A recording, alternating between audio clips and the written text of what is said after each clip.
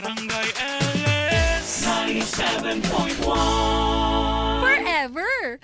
Mga kwento ng pag-ibig, kwento ng pag-asa at mga kwento ng buhay dito sa Barangay Love Stories. Love Stories.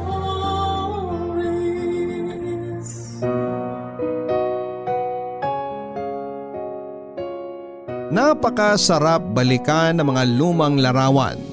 Pero pag may alaalang hindi nagustuhan, pwedeng sunugin ito para hindi na mabalikan. At ang mga masasakit na larawan ng nakaraan ang magsisilbing kwento sa kasalukuyan. Ikaw kapuso, minsan mo na bang sinunog ang isang alaala? Para ang sakit na idinulot nito ay hindi mo na mabalikan pa. Hanggang saan mo kakayanin kung lahat-lahat ng ibinibigay mo sa isang tao ay sinusuklian ng sakit at pighati? Papaano lalaban ang isang tao na wala namang ibang ginawa kung hindi ang magmahal ng sapat? Lahat ng bagay ay may limitasyon. Lahat ay nasasagad.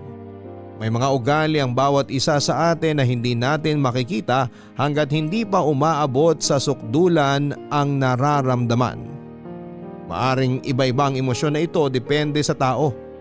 Pwede ding maging manhid kapag natuyo na ang damdamin. Pakinggan natin ang kwento ni Faye, isang babae na punong-puno ng pagmamahal na ibinuhos niya sa isang tao kahit na walang kapalit. Pagmamahal lamang ang kanyang hinihingi, yun lang ay sapat na. Alamin ang pinagdaanan ng isang tao na itinodo ang lahat para maipadama ang pagmamahal at kung paano naubos at nasagad ang kanyang pusong mapagbigay. Halina't makinig sa mga kwento ng pag-ibig, buhay at pag-asa sa nangungunang Barangay Love Stories. Dear Papa Dudut, matagal ko nang pinag-iisipan na magpadala ng email sa inyo pero ngayon lamang ako nakakuha ng lakas ng loob para balikan ang mga nangyari sa akin. Ilang taon na ang nakakalipas. Papa Dudu, tawagin niyo na lamang po ako sa pangalang Faye. Nag-decide ako na hindi sabihin ang tunay na pangalan ko at pati na rin ang mga taong kasama sa aking kwento dahil sa maraming kadahilanan at marahil ay sa kahihiyan na rin. 40 anyos na ako, single parent ako sa 2 kong anak na babae. Maliit pa lamang ang mga anak ko nang mawala ang dati kong asawa. Isa siyang bombero at lagi niyang inuuna ang iba bago ang sarili niya. Sa kasamaang palad, ang pag-uugali niyang yon ang pumatay sa kanya. Namatay siya ng dahil sa sunog. Dahil inuna niyang iligtas ang isang bata, madilim na bahagi po yun ng aking buhay na pilit kong kinakalimutan. Pag hindi ko ito ginawa ay hindi ko maitataguyod ang aking mga anak.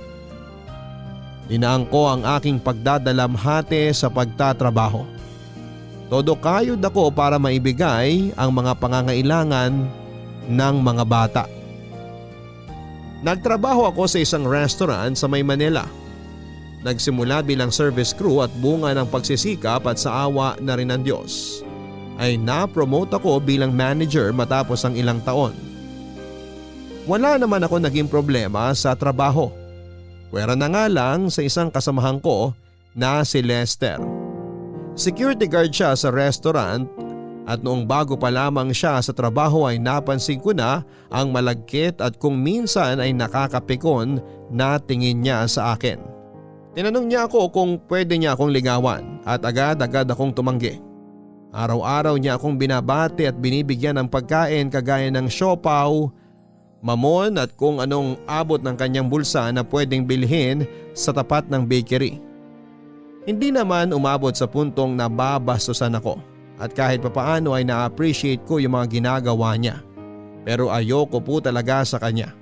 Yun nga lang, hindi niya ako tinantanan, Papa Dudut. At dahil sa kakulitan niya at pagiging showy niya sa feelings niya para sa akin ay naging tampulang kami ng tukso. At umabot ito sa puntong naiirita na ako sa lahat ng ginagawa niya dahil nga napapansin na kami ng aming mga katrabaho.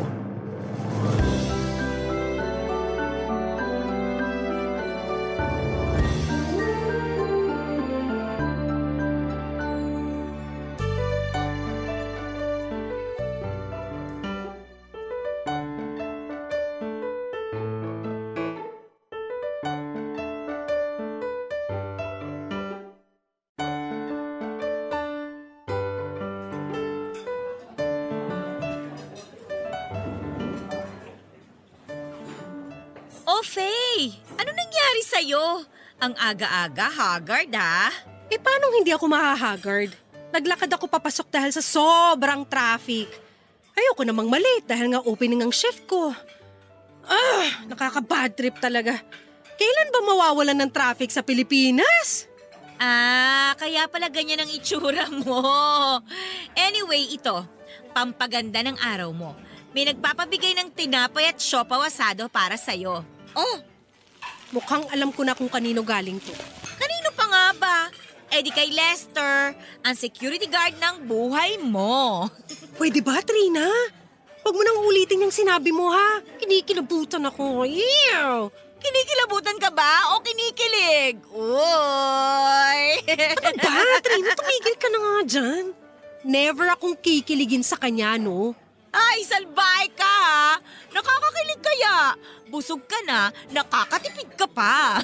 Siguro nga nakakakilig kapag nakatanggap ka ng ganyan. Pero kapag galing naman kay Lester, hindi. Alam mo yun, naanibadbaran ako sa kahit na anong ginagawa niya para sa akin. Ay, grabe! Kung makapagsalita ka, parang ang dumi naman ang tingin mo sa tao. Hindi gaano, pero parang gano'n na nga. Mukhang okay naman siya ha.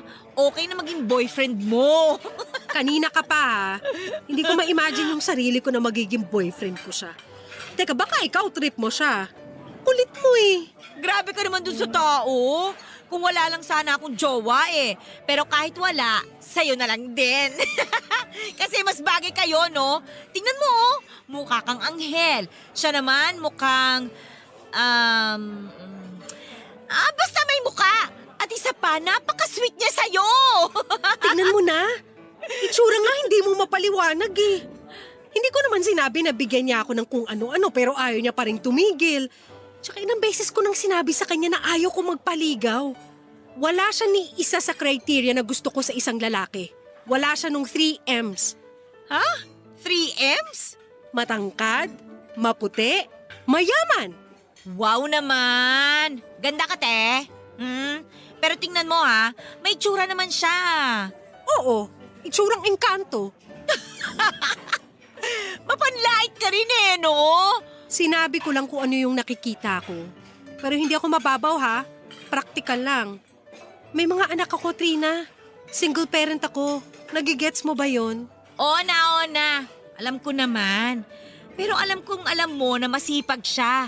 Kitang-kita naman, di ba? Malay mo naman, yumaman siya bigla dahil sa kasipagan niya. Pwede ba, Trina?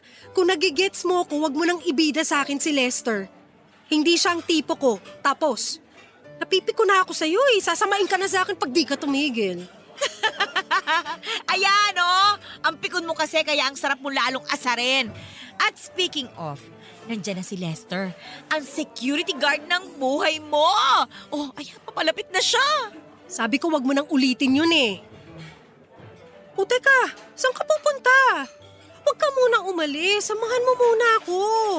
Huwag mo akong iwan mag-isa sa Lester na yan.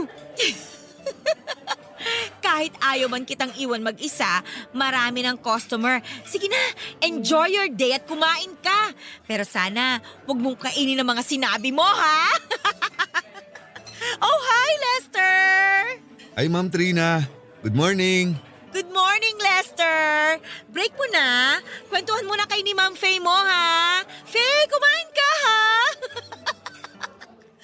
Bye! Ano ba yan? Bakit kasi ayaw akong tantanan nitong lalaki na to? Hi, Ma'am Faye. O bakit umalis ka sa pwesto mo? Baka kailanganin ka bigla doon. Nandun na po si Benjo. Gusto ko lang din malaman kung nakuha mo na yung Spanish bread at siopaw na pinasuyo kong ibigay sa'yo. Oo, nakuha ko na. Salamat. Buti naman. O ayan, alam mo na natanggap ko na. Pwede ka nang bumalik sa pwesto mo. Ma'am, Ano yun? aayain ko sana kayong lumabas bukas. Ay, wow! Saan galing yun? May trabaho pa ako bukas eh. Pero kung kaya mong bayaran ng buong araw ko, sige, sasama ako sa'yo. Hindi mo kaya, 'di ba? Kaya sorry, hindi ako pwede. Sayang yung kikitain ko sa isang araw dahil may mga anak ako na kailangan kong buhayin. O siya, magtrabaho na tayo. Babayaran ko po ang araw mo bukas, ma'am. Sigurado ka? Bakit? Alam mo ba ang sahod ko sa isang araw? Tinanong ko po yung kay Ma'am Trina. Sinabi po niya sa akin yung kanya. Pareho lang naman po kayo, di ba? Magkaiba kami ng sahod. Mas matagal na ako dito kaysa sa kanya. Dadagdagan ko po ng 2,000. Okay ka ba doon? Okay. Sige na, bumalik ka na sa pwesto mo. Okay, sige. Bukas na lang po, ma'am. Maraming salamat po, Ma'am Faye. Hindi mo po pagsisisihan na pumayag kang lumabas tayo bukas. Okay. Balik na ako sa pwesto ko. See you tomorrow po, Madam Beautiful. Madam Beautiful, yak! Ay naku! Sigurado hindi niya kayang bayaran yung isang araw ko. Pero baka naman may ipon siya at yun ang gagamitin niyang pambayad. Ano ba yan? Pati ba naman yun iisipin ko pa? Makapagtrabaho na nga lang? Papadudo talagang ayaw ko kay Lester dahil sobrang kulit niya at minsan ay feeling gwapo rin siya na talagang nagpapainit ng ulo ko. Kaya lahat ng ibinibigay niya sa aking tinapay, siopaw at kung ano-ano pa ay madalas na ibinibigay ko sa iba kong mga kasamahan. Papadudot, hindi sa pagmamayabang pero may itsura ako. Maraming nagsasabi na kahawig ko nga daw si Sanya Lopez na medyo malaman. Matangos ang ilong ko at makinis ang balat. Lahat ng naging boyfriend ko ay gwapo at maganda ang estado sa buhay.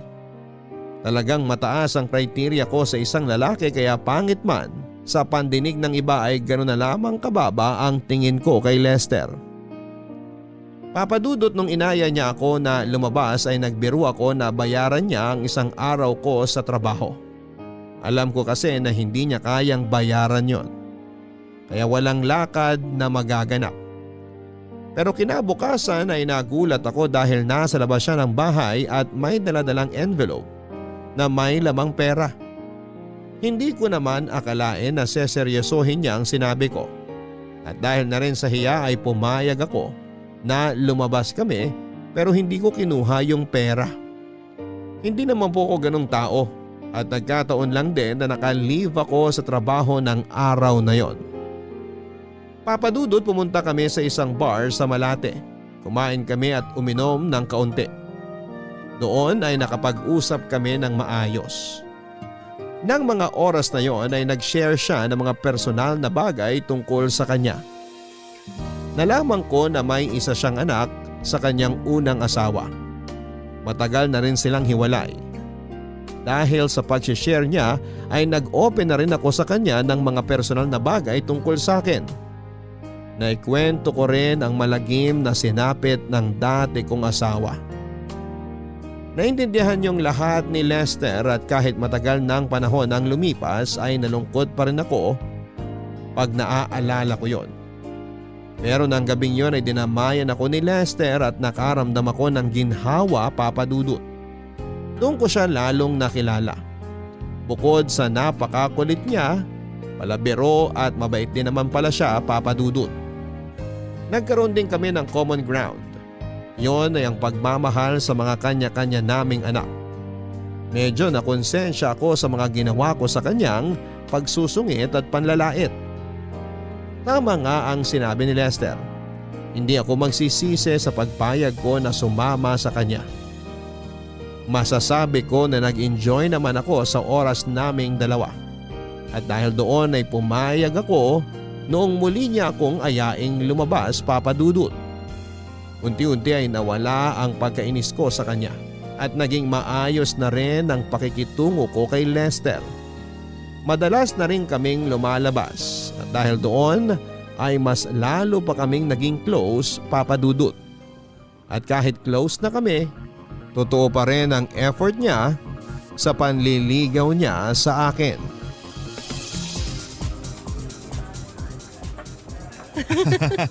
Palabiro ka talaga, no? Ang sakit na ng tiyan ko kakatawa dahil sa'yo. Gusto lang kita patawanin kasi nakakapawi ng pagod at stress pag nakikita kong happy ka. Nambola ka pa. At kahit hindi ako ngumingiti o tumatawa, maganda pa rin ako, no? Kaya hindi mo na ako kailangan lokohin dyan. Kaya gustong gusto kita eh.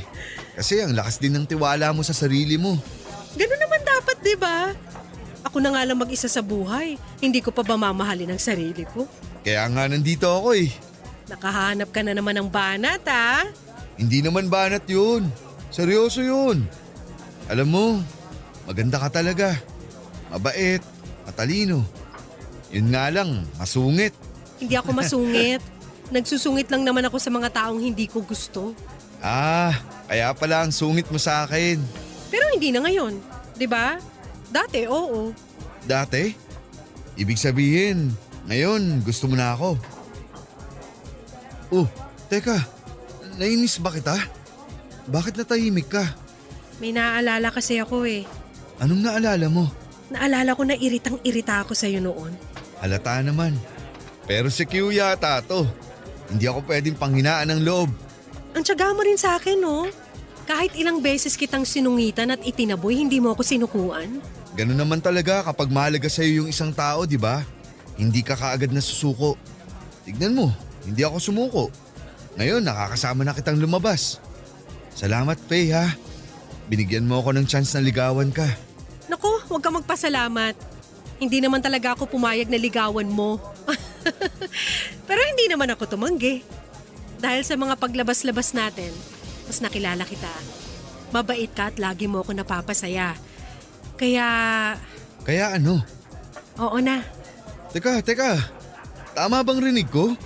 Anong ibig mong sabihin sa oo na? Oo na. Sinasagot na kita. We, hindi nga. Ang kulit! Ayaw mo ba? Sige, binabawi ko na. Wag. Hindi lang kasi ako makapaniwala na girlfriend na kita. Pakisampal nga ako. Para ako nananaginip eh. Sure ka? Sampal lang ba gusto mo o suntok? Pwede bang kiss na lang? Aba, ang bilis mo naman. Dahan-dahan lang. Teka, bakit natahimik ka? Okay ka lang? Uy, teka, umiiyak ka ba? Ang saya-saya ko talaga na tayo na, Faye. Kung alam mo lang, araw-araw kong pinagdarasal ang araw na to. Hindi ako makapaniwala. Parang nananaginip lang ako. Totoo bang ipinagdadasal mo na maging tayo? Oo, Faye. Gabi-gabi bago matulog. Promise, hindi kita sasaktan. Ikaw lang ang laging magiging laman ng puso ko. Habang buhay kitang mamahalin. Pati ang mga anak mo, Faye. Mamahalin ko din. Sa tindi ng mga pinagdaanan ko dati, hindi ko alam na magmamahal pa pala ako ulit. Maraming salamat sa mga sinabi mo. Mahal kita, Lester. Papa Dudut, tama si Trina. Kinain ko lahat ng sinabi ko dati na hindi ako magkakagusto kay Lester. Napatunayan ko na mahirap pala talagang magsalita ng tapos dahil mahirap sabayan ang tadhana pag tayo'y pinaglaruan. Kung kahapon ay umiiyak ang isang tao dahil sa problema at pagsubok, maaring bukas ay luluha na siya dahil sa tuwa. Hindi natin alam kung ano ang susunod na mangyayari at kung sino ang taong babago sa ating mga buhay, Papa Dudut.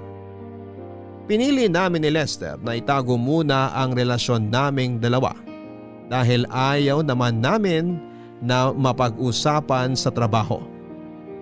Ayoko sa mga marites sa opisina at para manatiling professional pa din ang aming turingan. Bukod sa aking mga anak ay masasabi kong si Lester ang dahilan para gumising ako sa umaga na may ngiti sa mga labi ko. Masasabi ko na umaapaw ang aming kaligayahan.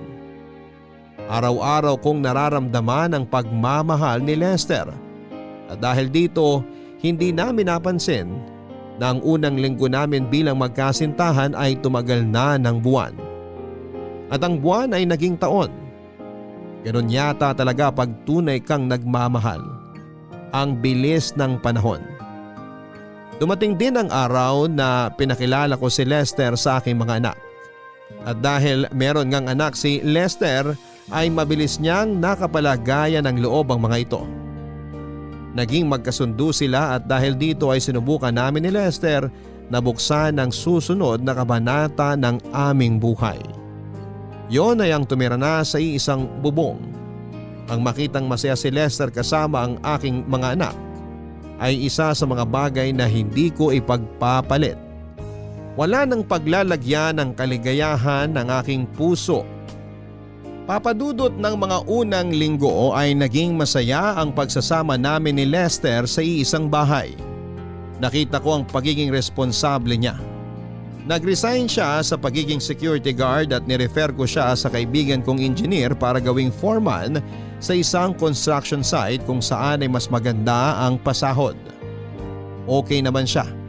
Pero sabi nga nila hindi mo lubusang makikilala ang isang tao kapag hindi mo pa nakakasama ito sa iisang bubong. Ilang buwan ang lumipas at may nalaman ako sa pag-uugali niya. Unti-unting lumalabas ang pagiging seloso at possessive niya. Nung una ay okay lang ito at parang natutuwa pa nga ako dahil nararamdaman ko na mahal niya ako. Pero habang tumatagal ay nasasakal na ako sa ugali niya.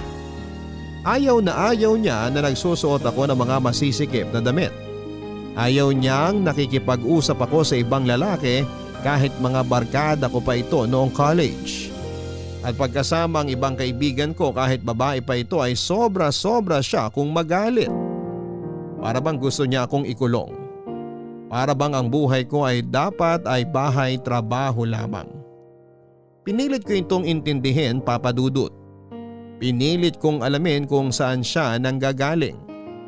Minsay hindi ko maintindihan pero dahil mahal naman namin ang isa't isa, alam kong malalampasan namin ang kapirasong pagsubok na ito. Isang Biyernes ng gabi ay nagset ng lakad ang mga kaibigan ko. Sumama ako sa kanila lalo na't despedida ng isa dahil mag-iibang bansa na. Nagpaalam naman ako kay Lester at alam kong hindi niya yon nagustuhan.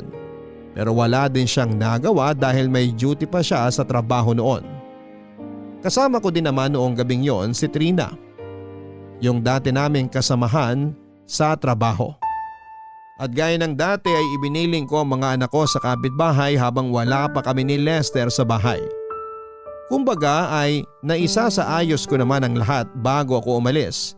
Kaya sigurado akong maiintindihan ito ni Lester, Papa Dudut. Sir, dyan lang ako sa tabi ng poste.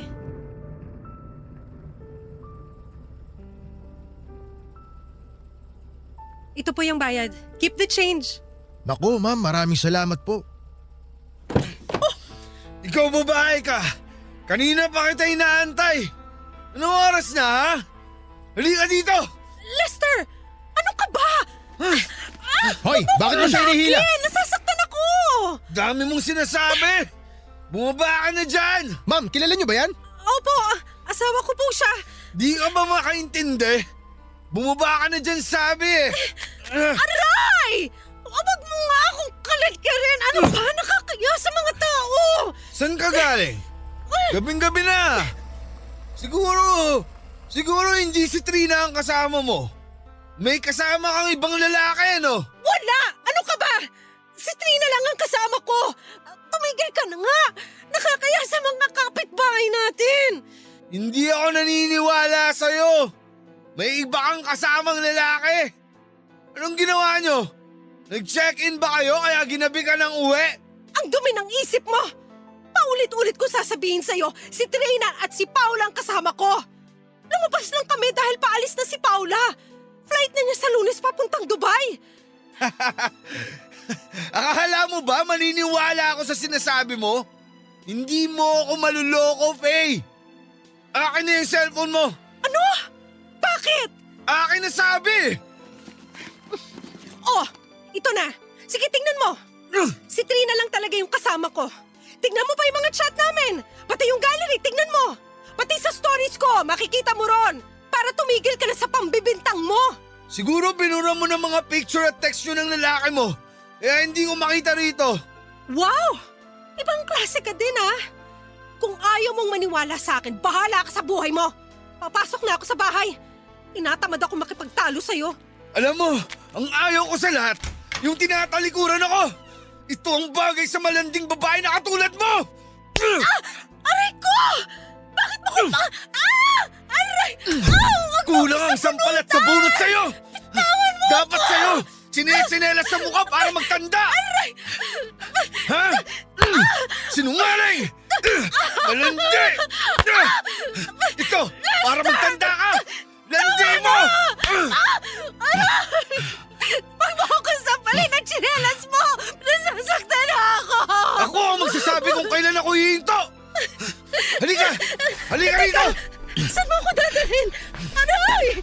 Aray, wag mo akong atakin, please, ano ba? Dalian mo! Doon tayo sa sofa! Maawa ka! Wag mo na ako saktan! Tama na! Sige! Dumapa ka dyan!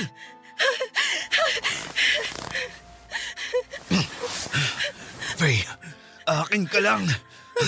Akin ka lang! Hindi ako papayag na maagaw ka ng iba!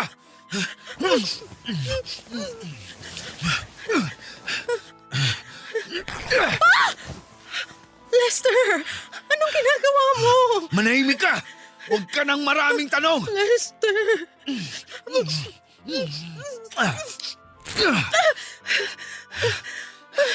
Mas maganda ka talagang tignan pag nakaubad ka eh.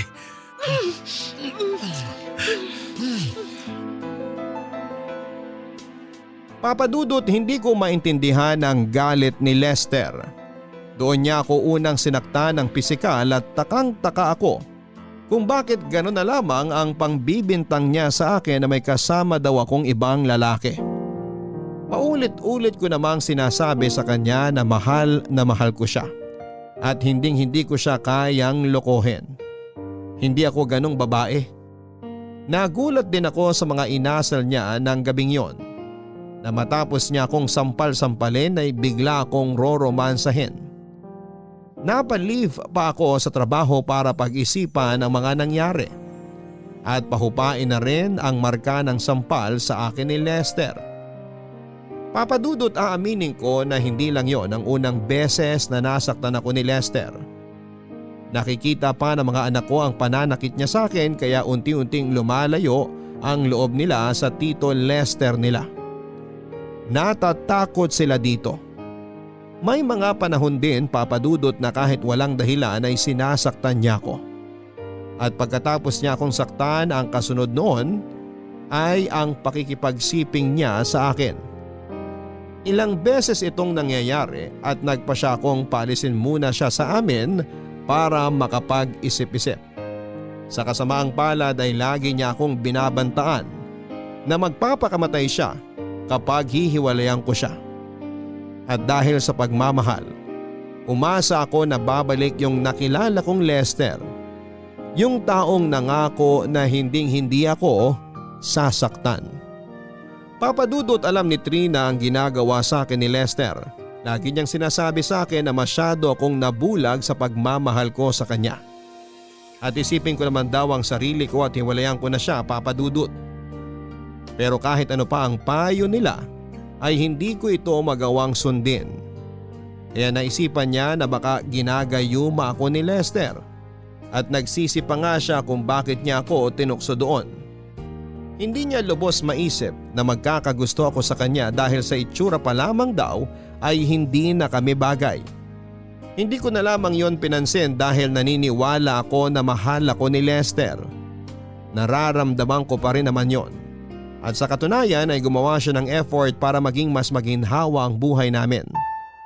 Umiram siya ng pera bilang placement fee dahil balak niyang magtrabaho sa ibang bansa. Ngunit, papadudot, may mga bagay na hindi ko na kinaya.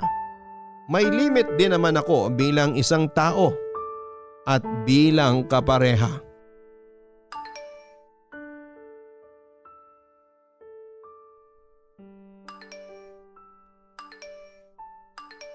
Oh, naiwan ni Lester tong phone niya. Parang sunod-sunod ang nagme-message ah. Sino ba to? Anton? Hindi niya nabanggit na may kaibigan din pala siyang Anton. Imposible naman si Anton to na kaibigan ko. Kasi bakit hindi na lang siya sa akin dumiretso nag-text? Basahin ko nga itong mga text niya. Sumunod ka sa usapan na gagamitin mo lang siya ha. Oras na malaman kong ipagpapalit mo ko sa losyang na Faye na yan, iiwanan ka talaga namin ng anak mo. Walang iya ka, Lester. Akala ko hiwalay ka na sa asawa. Faye, mahal. Naiwan ko ba dito yung… Lester! Aminin mo nga sa akin! Hiwalay na ba kayo ng dati mong asawa? Ha? Anong pinagsasabi mo? Sagutin mo yung tanong ko! Hiwalay na ba kayo o hindi pa? Hiwalay na kami. Ano na naman bang problema mo? Huling-huli ka na! Sinungaling ka! Anong sinungaling? Hiwalay na kami. Bakit mo ba tinatanong? Sinabi ko na sa'yo, matagal na kaming hiwalay. Kung gagawa ka ng kalokohan, lagyan mo ng password ang cellphone mo! Ayan! Uy! Gaano mo na ako katagal nilaloko, ha? Ang kapal na mukha mo! Faye, hayaan mo muna ako magpaliwanag. Halika dito. Wag mo Yayakapin akong muna kita para kumalma ka. Huling-huli ka na! Anong ginawa ko sa'yo para tratuhin mo ako ng ganito? Binigay ko sa'yo lahat! Minahal kita ng sobra-sobra pero lulukohin mo lang ako! Ginagamit mo lang ako, Lester! Faye, hayaan mo muna ako magpaliwanag. Mali ang iniisip mo. Nasabi niya lang yun kasi nanghihingi siya ng pera para sa anak namin. Huwag mo nga akong gawing tanga! Kaya pala minsan, para usal lang ang tingin mo sa akin. At kung hingan mo ko ng pera, akala mo may patago ka? Tapos na tayo! Ilalabas ko na lahat ng gamit mo. Kahit kailan, hindi ka na makakaapak dito sa pamamahay ko! Hindi! Hindi ako papayag! Magpapakamatay ako pag nawala ka! Eh di magpakamatay ka! Sa tingin mo makukonsensya pa ako? Ginawa mo na akong ATM, ginawa mo pa akong kabit? Hindi ako nagbibiro, Faye! Magpapakamatay talaga ako! Gawin mo ako anong gusto mo! Lumayas ka sa pamamahay ko! Layas! Sabing lumayas ka na! Papadudot, napakasakit na malaman na lahat ng sakripisyo, pag-unawa at pagmamahal ko na ibinigay ko sa kanya ay binaliwala niya lamang dahil niloloko niya lamang ako noong simula pa lamang. Kaya naman nag-decide ako na makipaghiwalay na kay Lester. Ngunit papadudot, tinext ako ng mga kamag-anak niya at sinabi na magpapakamatay nga si Lester. Aaminin ko na mahal ko pa rin siya. Ayokong mawala siya kaya kung totoo man o hindi ang sinasabi nila, ay pumayag ako na makipagbalikan sa kanya. Muli po ay kinain ko na naman ang mga sinabi ko. Pero marami nang nag-iba sa aming pagsasama. Sobrang laki ng pagbabago ni Lester hanggang sa nalaman ko, papadudot, na hindi pala niya talaga hinihiwalayan ang dati niyang asawa at may bagong babae na naman siyang kinakalokohan. Ang pinakamasakit sa lahat ay nabuntis niya ito. Sabi lang ito ni Trina dahil nakita daw niya sa isang post sa social media kung saan ay nakatag si Lester. Talagang nagawa pa nilang i-post yun. At ang hinala ko ay hindi na naman ito napansin ni Lester. Kinumpronta ko siya noon pero itinanggi niya. At parang sanay din ang puso ko na masaktan dahil ang sabi ko sa kanya ay aminin na lamang niya at magbago na siya. Kakalimutan at tatanggapin ko siya ulit ng buong buo. Wala eh.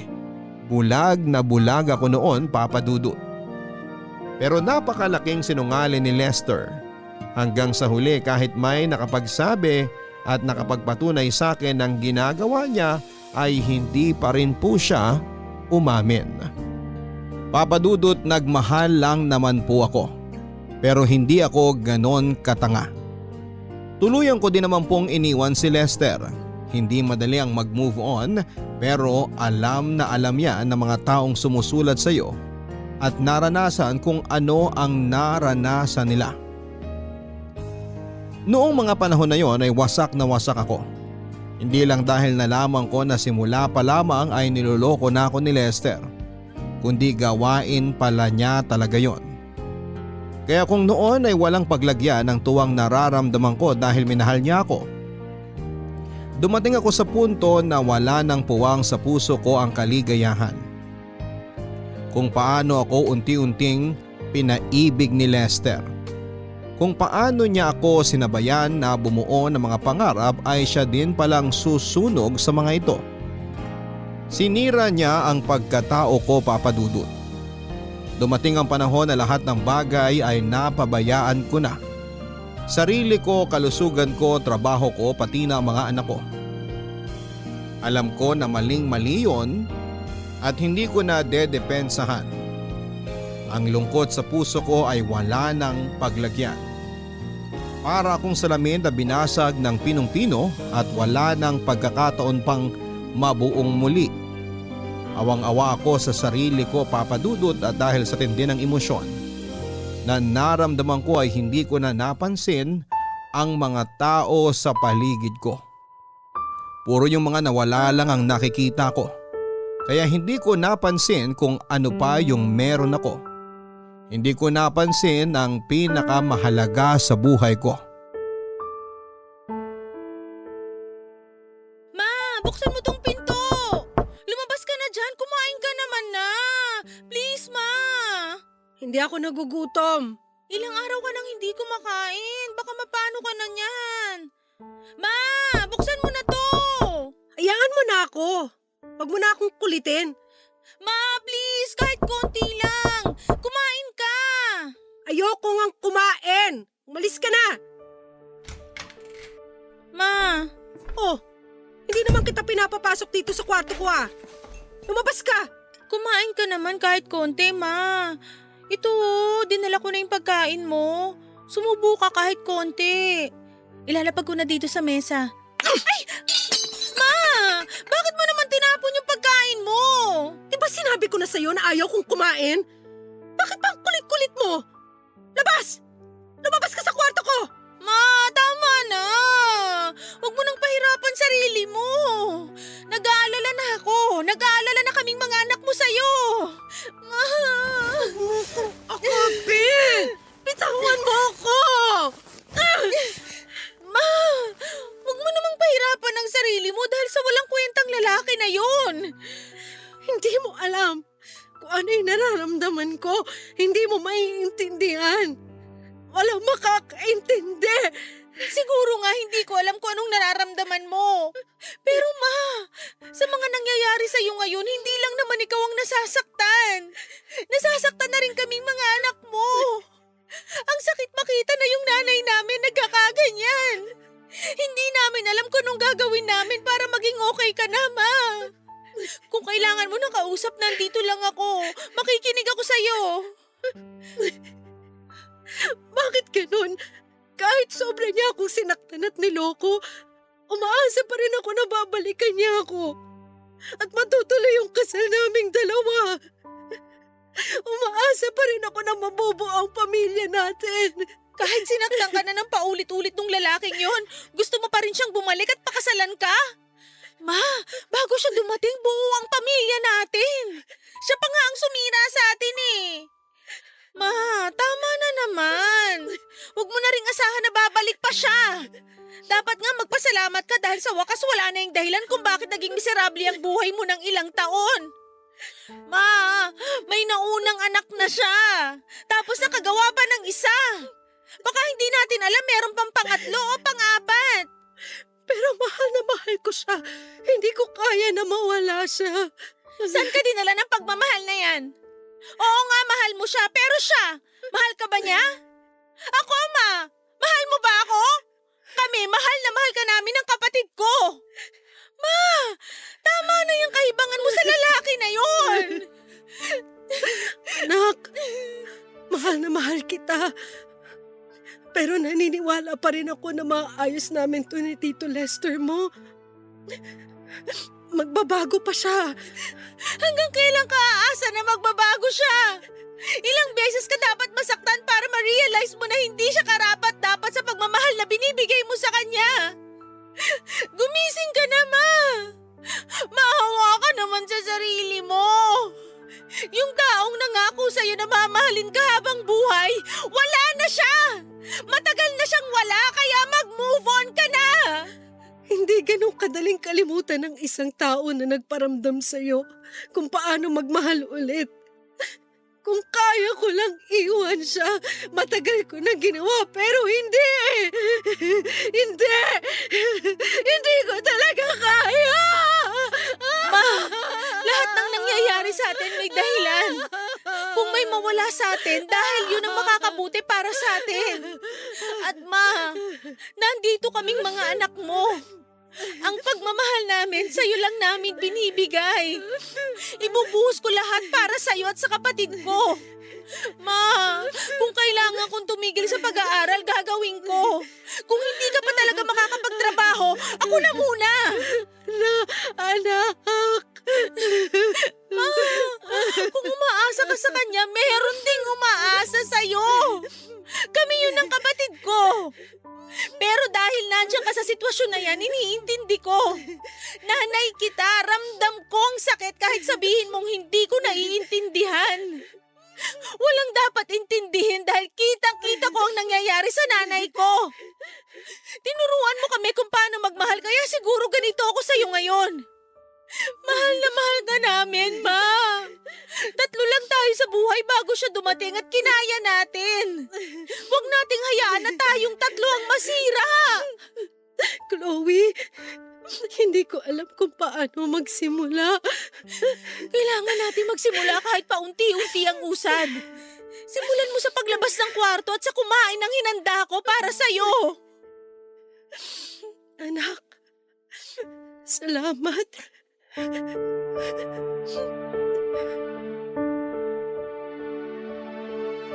Papadudot bumaliktad ang mundo para akong isang teenager na pinagsasabihan ng nanay ko. Nagising ako sa mga salita at asal na ipinakita sa akin ng panganay ko. Hindi ko akalain na manggagaling sa kanya yon. Tama ang lahat ng sinabi niya. Ako mismo ang nagpapahirap sa sarili ko. At dahil doon ay pati ang mga anak ko ay nahihirapan na rin.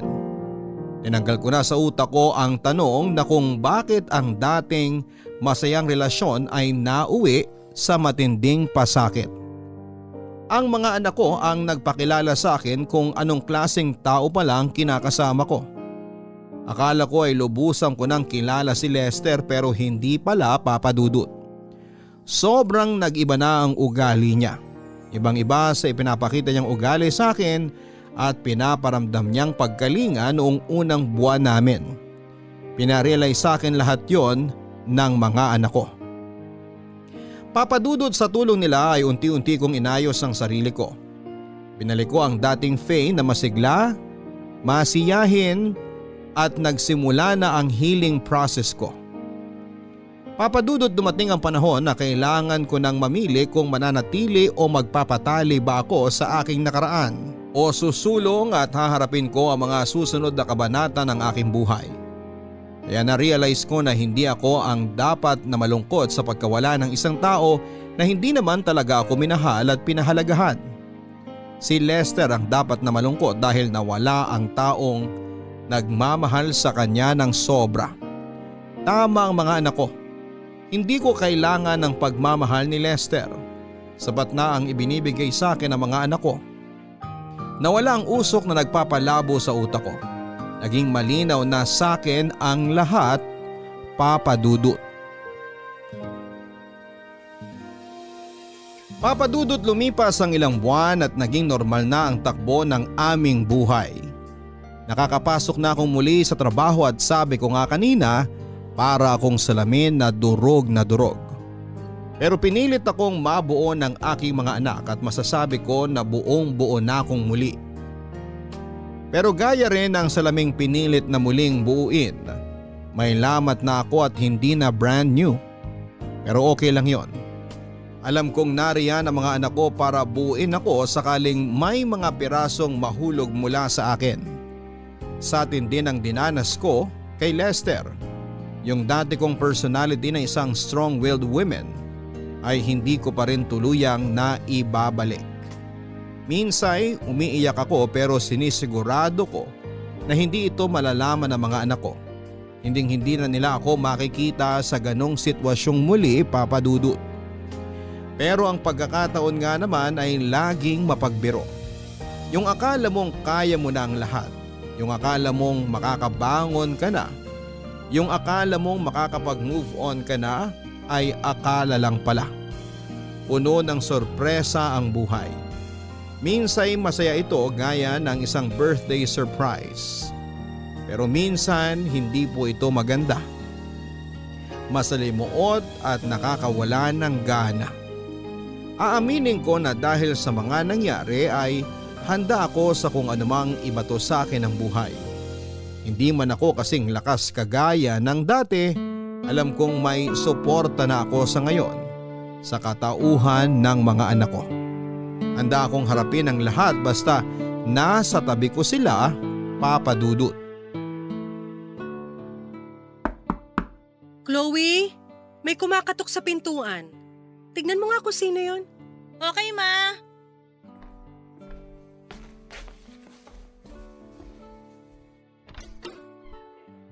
Anong ginagawa mo rito? Ang kapal naman ng mukha mong pumunta dito sa bahay. Pagkatapos ng lahat ng ginawa mo? Sino kaya yun? Hindi. Bakit tinaaway Bawal ni kang Chloe? pumasok. Anak, sino yung dumating? Si Lester. Si Lester? Oo, Ma. Gusto ka raw niya makausap. Hindi ko pinapasok. Sabi ko, hintayin ka na lang niyang lumabas kung gusto mo siyang makausap. Papasukin mo sa loob ng bahay. Kakausapin ko.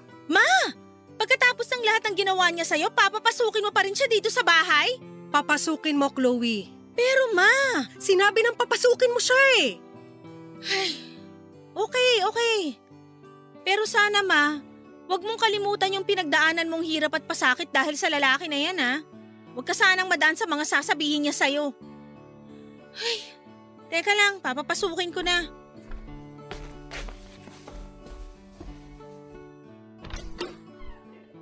Pumasok ka na daw. Salamat, Chloe. Huwag ka magpasalamat sa akin. Kung ako ang masusunod, hindi kita papapasukin. Chloe, pumasok ka muna sa kwarto mo. Sige, Ma. Faye, Bakit pumunta ka rito? Anong kailangan mo sa akin? pumunta ako dito para humingi ng sorry sa mga nagawa ko. Sorry? Okay, sige. Hindi kita pinapatawad. Umalis ka na. May kailangan ka pa ba? Faye, sa lahat ng nagawa ko sa'yo, alam ko na hindi sapat yung sorry. Pero sana may natitirang pagpapatawad pa rin dyan sa puso mo. Faye, nagsisisi na ako sa mga nagawa ko sa'yo. Hindi naman mawawala yung kakayahan na magpatawad. Pero binibigay lang yon sa mga taong karapat dapat bigyan at hindi ka kasama ron, Lester. Ano bang dapat kong gawin para mapatawad mo lang ako? Lahat gagawin ko. Wala kang dapat gawin dahil huli na ang lahat para dyan. Ang nakakatawa pa, yung itsura mo ngayon, ganyan-ganyan ang itsura ko nung paulit-ulit mo akong niloloko. Pero hulaan ko, iniwan ka na ng totoong asawa mo? O yung kabet? Nakakalito na eh. Please, Faye. Kailangan ko lang ng kapatawaran mo. Lester, pagod na ako sa lahat. Pagod na akong magpatawad. Pagod na akong... Faye, wala na yung mag-ina ko. Patay na sila. Ano? Teka, ano nangyari? Kailan? Sinong mag-ina ba Yung yung... una kong asawa. At sila lang naman talaga. Sila ang buhay ko. Yung sinabi mong nakita mo na babaeng nabuntis ko. Iniwan ako noon. Pinirahan lang ako. Hindi na nagparamdam ulit. Oh, Faye. Karma ko to. Kaya wala na akong hihingin sa'yo. Hindi pera. Hindi ang pag-ibig mo. Kapatawaran mo lang, Faye. Yun lang ang kailangan ko para matahimik na ako. Lester, hindi ko alam kung anong sasabihin ko. Faye, pumasok ako nung araw na yun sa trabaho. Nakatanggap ako ng tawag na nasusunog ang tinitira naming apartment. Faye, nasunog ang mag-ina ko. Ako lahat ang may kasalanan. Pero hindi nila deserve yun. Lalo na yung anak ko. Matanda lang ng ilang taon si Chloe sa kanya. Lori! Lori, anak ko. Tahan na, Lester. Walang-wala na ako, Faye. Wala akong trabaho. Wala akong bahay. Wala na ang mag-ina ko. Lester.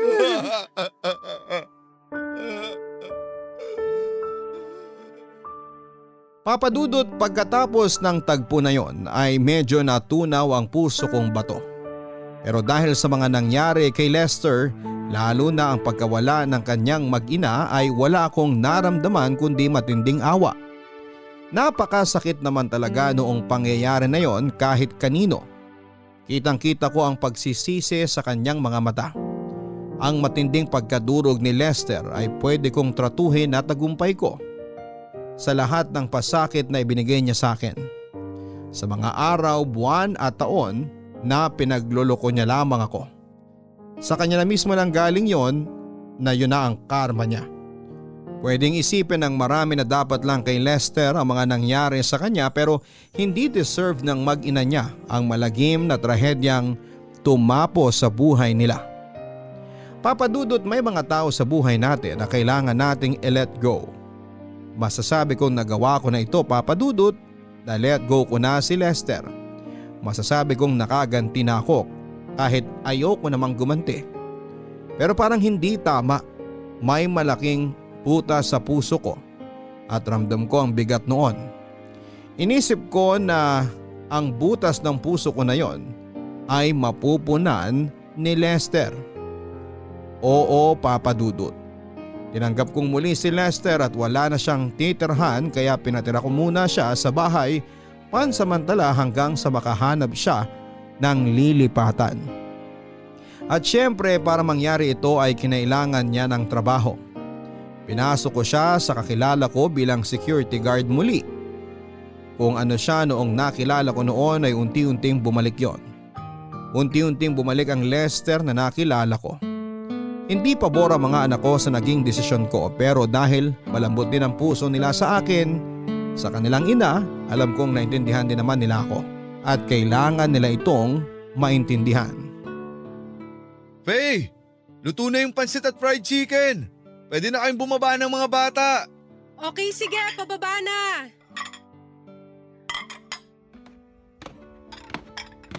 Wow! Ikaw na yung may birthday. Ikaw pa nagluto. Happy birthday, Lester. Salamat. Pasensya na kung ito lang handa ko. Sana magustuhan mong luto ko. Ano ka ba? Sigurado magugustuhan ko yan. Nakakatuwa nga kasi nag-abala ka pa talaga. Pasensya na kung hindi ako nakapaghanda Busy kasi ako marami akong inaasikaso. Nako, wala yun. Pasasalamat ko na din to sa pagpapatira mo sa akin dito. Tawagin na natin ang mga bata para Shhh! Huwag kang maingay. Ha? Bakit? Dahil birthday mo, may regalo ako sa'yo. Tara dun sa kwarto. Sa kwarto? Faye, matagal kong hinintay ang pagkakataong to. Alam ko magiging akin ka ulit. Alam kong mahal mo pa ako Kaya nga, wala ka pa rin bago hanggang ngayon, di ba? Teka, huwag mo akong hawakan dyan. Nakikiliti ako. Baka bumaba yung mga bata. Halika na. Bilisan mo. Doon tayo sa kwarto mo. O dapat bang sabihin ko na kwarto natin?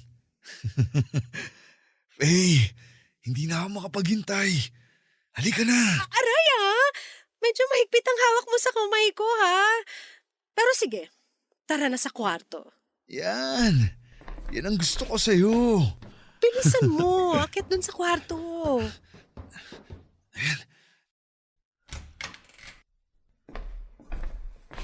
Oh, teka. Ano to? Surprise! Faye, bakit nandito ang bag ko? Inimpake ko na kasi mga damit mo at lahat ng gamit mo. Konti lang naman, kaya kasya na sa bag mo. Anong ibig sabihin nito? Ibig sabihin yan, makakaalis ka na sa pamamahay ko. Teka, Faye. Bakit? Anong nagawa ko? Wala na akong ginagawang masama. Bakit mo ako pinapalayas? Walang hiya ka talaga. Napakasinungaling mo pa rin. Hindi na ako yung tangang Faye na mabibilog mo. Naalala mo naman siguro yung nasunog mong mag-ina, no? Ha? Oo naman. Di ko sila malilimutan. Ano bang… Yung nasunog mong mag-ina, hinahanap ka sa dating restaurant na pinagtrabahuhan natin. Sandali. Paano nangyari yun eh? Tumigil ka na! Anong klaseng tao ka? Ay, teka! Hindi ka tao! Demonyo ka! Biruin mo, pinalabas mong namatay ang mag-ina mo sa sunog? Bakit yun ang naisip mong idahilan sa akin? Para kaawa-awa ang dating mo? Ang galing mo! Sinunog mo sila sa kwento mo dahil alam mong maaalala ko yung nangyari sa asawa ko dati? Faye, magpapaliwanag ako. Tapos na ako dyan! Wala na ako natitirang kahit na ano para sa'yo. Alam ko na ngayon kung sino ka talaga. Yan ang tunay na ikaw. Yung mga pinakita mo noon, yun ang maskara mo para makagawa ng mga kademonyohan sa ibang tao. Ah, ganun ba? Eh di kung alam mo na pala lahat at tingin mo sa akin demonyo, eh di susunugin ko na lang kayo dito ng mga anak mo. Tototohanin ko na ngayon. Susunugin ko kayo para magsama-sama na kayo ng asawa mo. Lester, wag ka nang kung ano-ano pang sinasabi.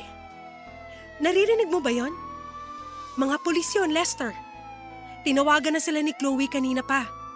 Dahil alam kong pwede mo kaming saktan ng mga anak ko. Faye, nasabi ko lang naman yun kasi nabigla ako. Kasalanan talaga ng babaeng yun kung bakit ko sila iniwan eh. Walang kwentang tao kasi yun. Makapal talaga ang mukha ng hayop na yun. Faye! Hahayaan na sana kita makatakas eh, kaya lang pinagbantaan mo pa ang buhay namin ng mga anak ko. Makakasuhan patuloy kita. Kung ako sa'yo, kunin mo na yung bag mo at tumakas ka na. Faye naman! Nakikiusap ako! Faye! Happy birthday, Lester! Papadudot, buti na lang at mabait at accommodating ang mga pulis na nakipagtulungan sa amin ni Chloe. Dumating sila ng gabing yon. Inasahan ko na talagang mananakit si Lester pero hindi ko inasahan na pagbabantaan niya ang buhay namin ng mga anak ko at susunugin ang bahay namin. Dali-dali niyang kinuha ang kanyang bag at tumakbo palabas. Hanggang sa nakarinig ako ng ilang putok ng baril. Hindi siya tumigil nang tawagin siya ng mga pulis at nanlaman daw ito ng akmang dadamputin na nila. Kaya nabaril si Lester at napatay. Mabilis ang mga pangyayari, hindi ko nasaksihan ang mga naganap. Sinabi ko ang lahat ng dapat malaman ng mga pulis at doon ay natapos ang buhay ni Lester. Sarado na ang kaso at sa hindi inaasahang pagkakataon ay muli akong nakaramdam ng ginhawa dahil pa din kay Lester. Sa totoo lang, Papadudot, kahit humingi siya ng kapatawaran kung nasaan man siya ngayon ay hindi ko maibibigay yon sa kanya. Kung kaya niyang sunugin ang sarili niyang anak sa kwento, baka kaya niyang totohanin yon sa mga hindi niya kaano-ano. Ang pagkamatay niya ay magsisilbing hustisya para sa mga buhay na nasira niya. Sa ngayon ay single pa rin po ako pero masayang-masaya sa piling ng mga anak ko. Naging magulo at masalimuot man ang takbo ng buhay ko noon. Tahimik at komportable na ito sa ngayon. Nakakatulog kami ng mahimbing sa gabi dahil alam kong may isang nabawas na masamang tao sa mundo. Maraming salamat po sa pagbasa ng email ko, Papadudot, at sa ating mga kabarangay. Salamat po sa inyong pakikinig. Sana po ay may napulot po kayong aral sa kwento kong ito. Ang inyong kabarangay forever, Faye. Hindi palagi masaya ang buhay pero kaya natin itong subukan. Sadyang may mga tao lang na gagawin ng lahat para makapanglamang. At kadalasan ay nauuwi ito sa kapahamakan. Pinatibay ka, Faye, ng mga masasakit na pangyayari sa iyong buhay. Tama yan, nasa anak mo paikutin ang iyong mundo at ituro mo ang mga tama na natutunan mo sa buhay. Maaring wala na si Lester ngayon pero sana ay magkaroon ng kaunting pag-asa ang iyong puso na patawarin mo siya. Maaring hindi ngayon pero sa mga susunod na panahon. Hanggang sa muli, ako po ang inyong si Papa Dudut sa mga kwento ng pag-ibig, buhay at pag-asa. Sa Barangay Love Stories number 1. Mga kwento ng pag-ibig, kwento ng pag-asa at mga kwento ng buhay dito sa Barangay Love Stories. Love Stories.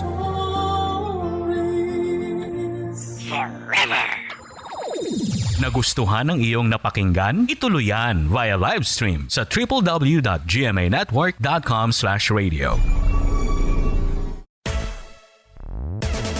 Barangay LS. 97.1 Forever.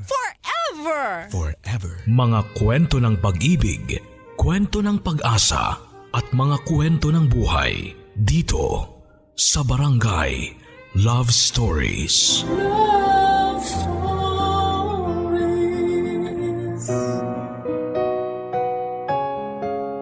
Posible nga bang tumibok ang puso para sa dalawang tao? O sadyang nagiging mapaghanap lang tayo sa mga panahon na wala ng oras sa atin ang taong mahal natin? Dear Papa Dudut, magandang araw sa inyo pati na rin sa mga kabarangay na nakikinig sa ngayon. Tawagin niyo po ako sa pangalang Rhea.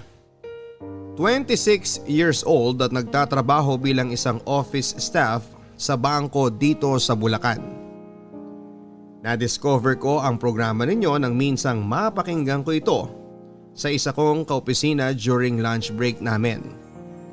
Ang sabi niya sa akin ay pwede raw magpadala sa inyo ng kwento ng buhay.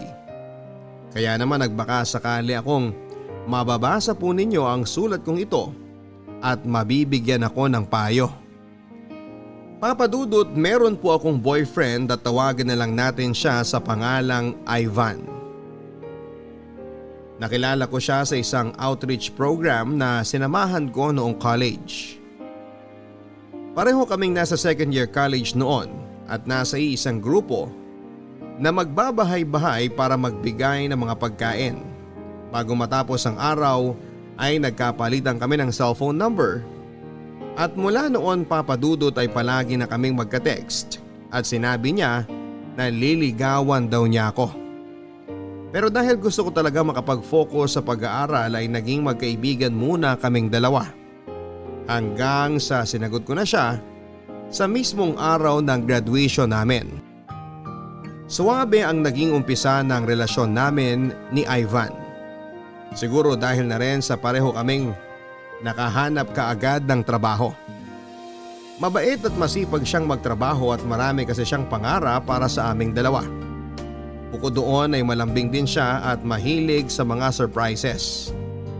Isa yon sa mga pinaka nagustuhan ko sa kanya. Sa aming dalawa kasi ay ako talaga ang mas spoiled niya.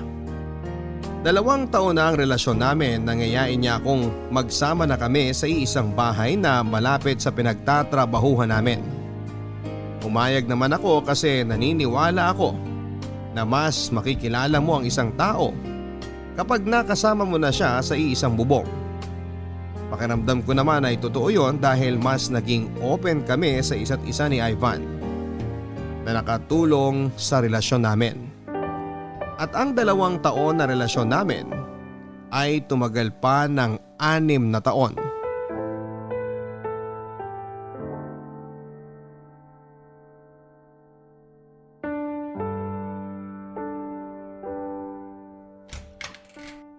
Dahan-dahan lang, babe, ha? Baka matisod ka. Ano ba kasi itong surprise mo sa akin? At kailangan mo pa talagang piringan ng mga mata ko. Paano to magiging surprise kung makikita mo kaagad? Asa na ba tayo? Apartment pa rin ba natin tong pinasukan natin? Oo naman. Nakita mo naman na sa harap tayo ng apartment nagpark. Bago kita piniringan kanina, hindi ba? Oh, maupo ka na dito. Aalalayan kita. Ang bango ah. Parang bigla akong nagutom sa naaamoy kong masarap na pagkain. Siyempre, kasama yan sa mga sorpresa ko.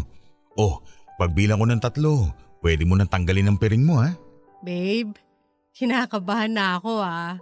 1, 2, 3. Surprise! Oh my gosh! Babe, ano to? Laptop! Alam ko, pero... Di ba mahal to? Di ba nga? Sabi mo parang malapit na masira yung laptop na ginagamit mo sa trabaho. Kaya yan, binili kita ng bago. Happy anniversary, babe! Happy anniversary! Sana nagustuhan mong inihanda ko para sa'yo ha. Sobra, babe! Kasi ang ina-expect ko talaga ngayon, alam mo yon, simpleng dinner lang dito sa apartment. Pero eto, may pa-flowers ka pa talaga. Kasama ng mga paborito kong pagkain dito sa lamesa natin. Tapos itong laptop na to. Sobrang thank you talaga, babe. Ano ka ba? Wala yun. Laptop lang yan na alam kong kailangan mo sa trabaho. Huwag ka na umiyak. Sorry, hindi ko lang talaga mapigilan. Ay, grabe.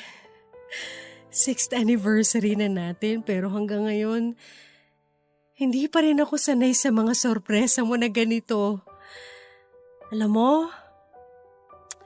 araw-araw kong ipinagpapasalamat sa Diyos na dumating ka sa buhay ko. Sana hindi ka magbago, babe, ha? Hindi ako magbabago. Gagawin kong lahat para sa'yo. Tandaan mo yan. Pati na yung pagmamahal na naramdaman ko mula nung unang beses na nagkita tayo. Hindi rin yun magbabago kahit kailan. Happy anniversary!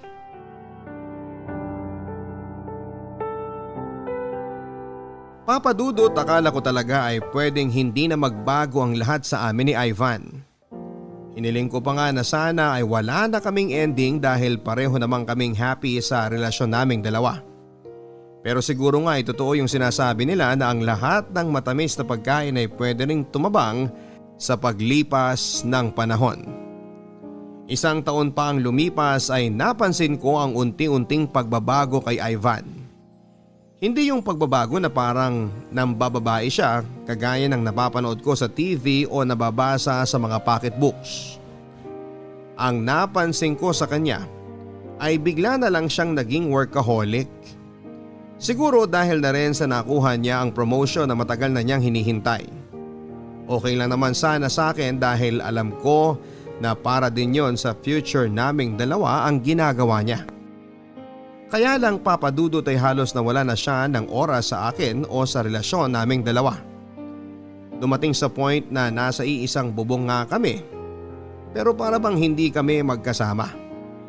Dahil kahit nasa bahay ay dala-dala pa rin ang trabaho niya galing opisina. Kung hindi naman ay palaging tulog dahil sa pagod.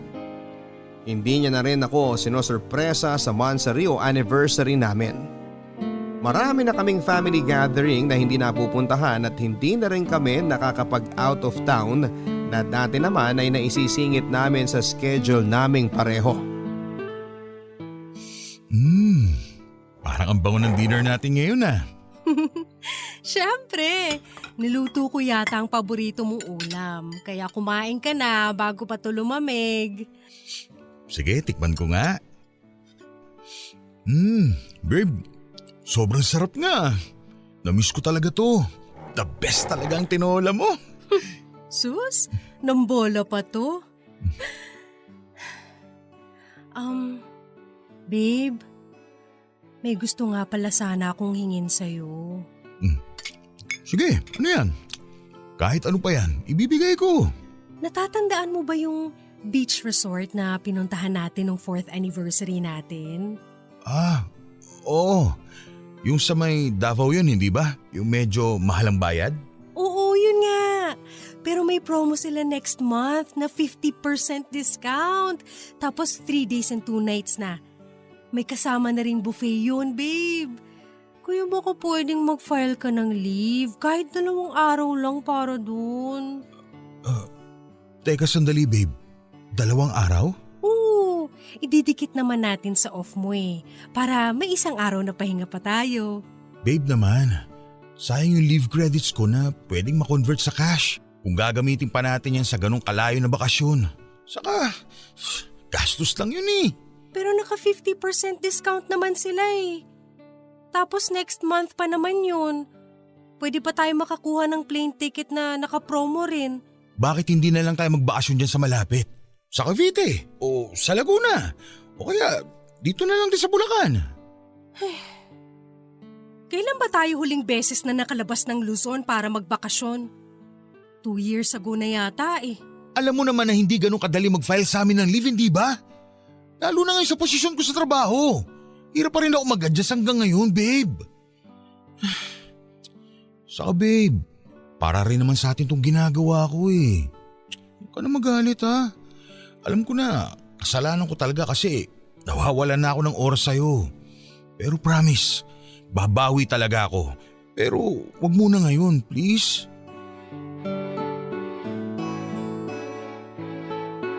Papa Dudut, naging madalas ang pag-aaway namin ni Ivan. At lahat ng yon ay dahil sa trabaho niya.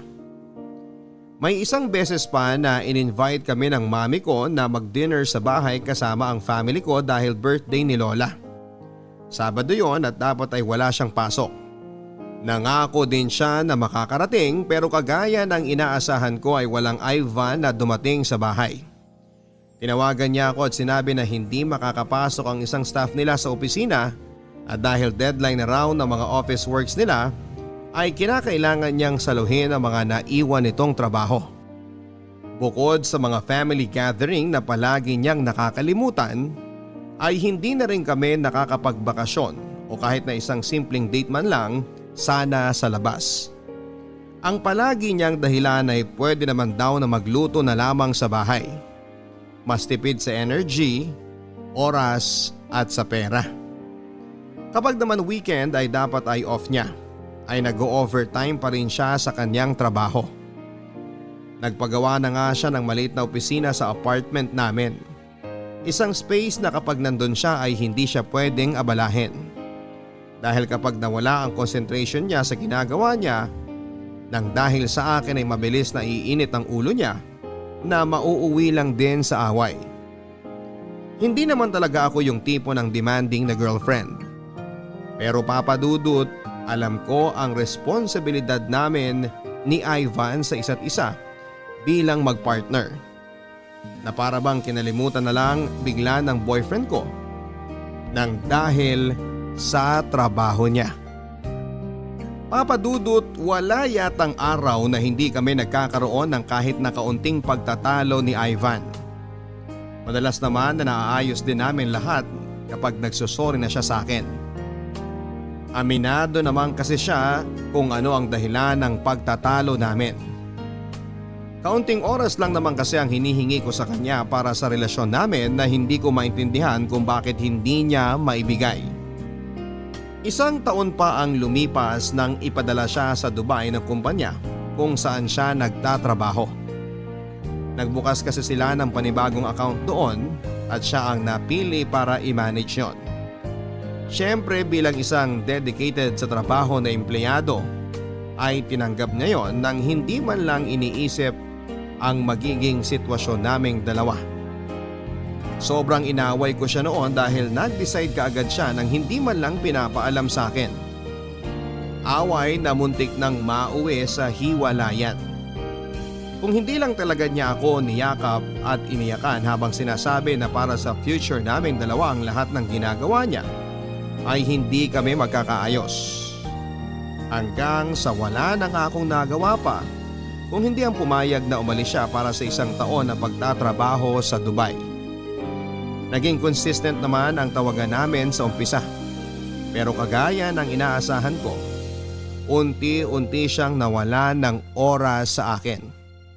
Dahil kung gaano siya ka-workaholic nang magkasama pa kami sa apartment ay dumoble yata nang makarating na siya ng Dubai.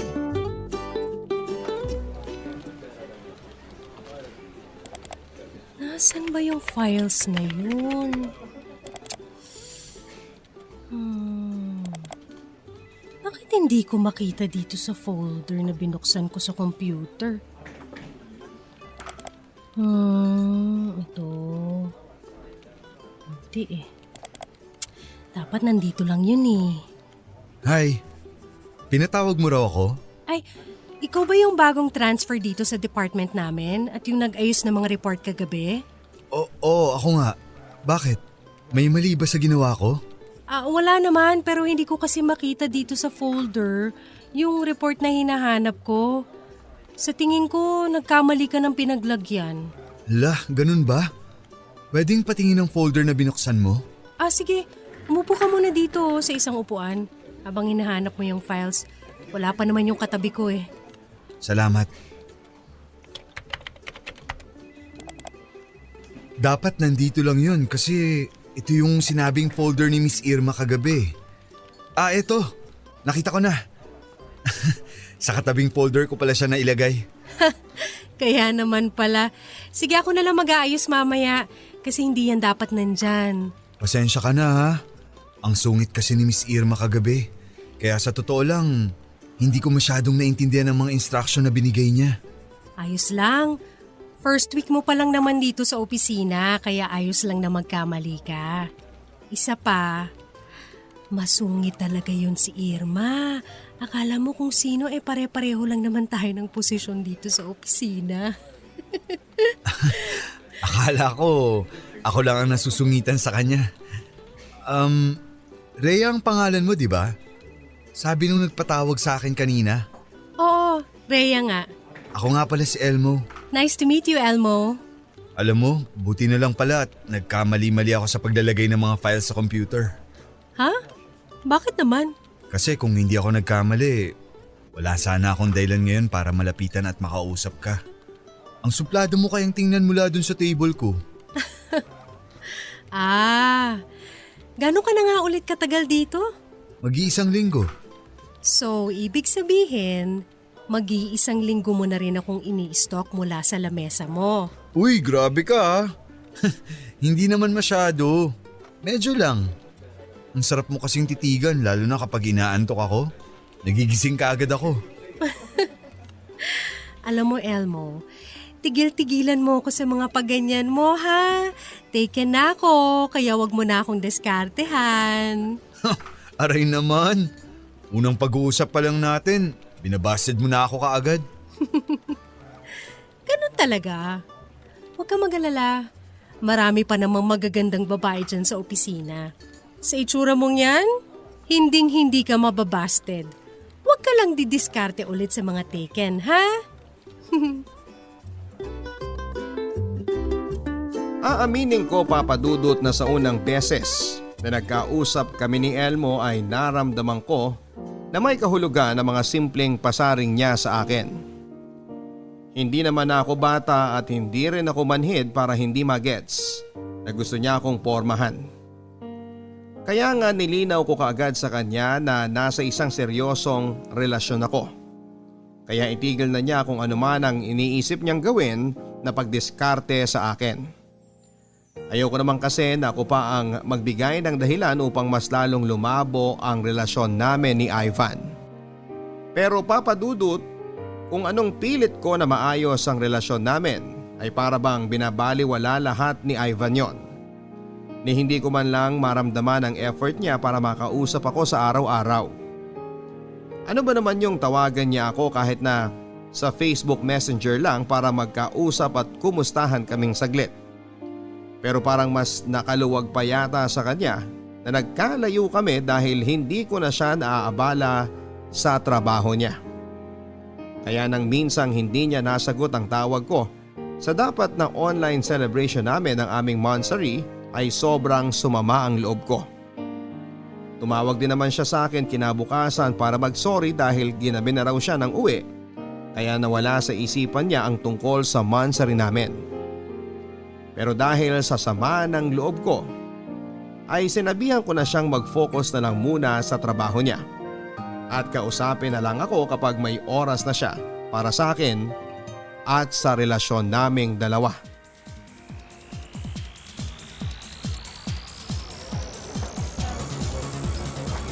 Woo! Party pa! Woo! Rhea? Elmo? Nandito ka rin pala sa bar? Tara, sayaw tayo! Woo! Sinong kasama mo? Ha? Ang sabi ko, sinong kasama mo? Hindi ko talaga maintindihan. Tara, sayaw na lang tayo! Lasing ka na yata eh. Hindi ako lasing. Walang lasing dito. Halika na, sayaw na tayo. Isayaw mo na ako. Nandito ba ang boyfriend mo? Ano? Boyfriend? Wala akong boyfriend ngayong gabi, kaya halika na, Elmo! Party na tayo! Woo! Ay, halika na. Umalis na tayo dito sa bar. Lasing ka na. Baka kung sino pa ang lumapit at tumawak sa'yo dito.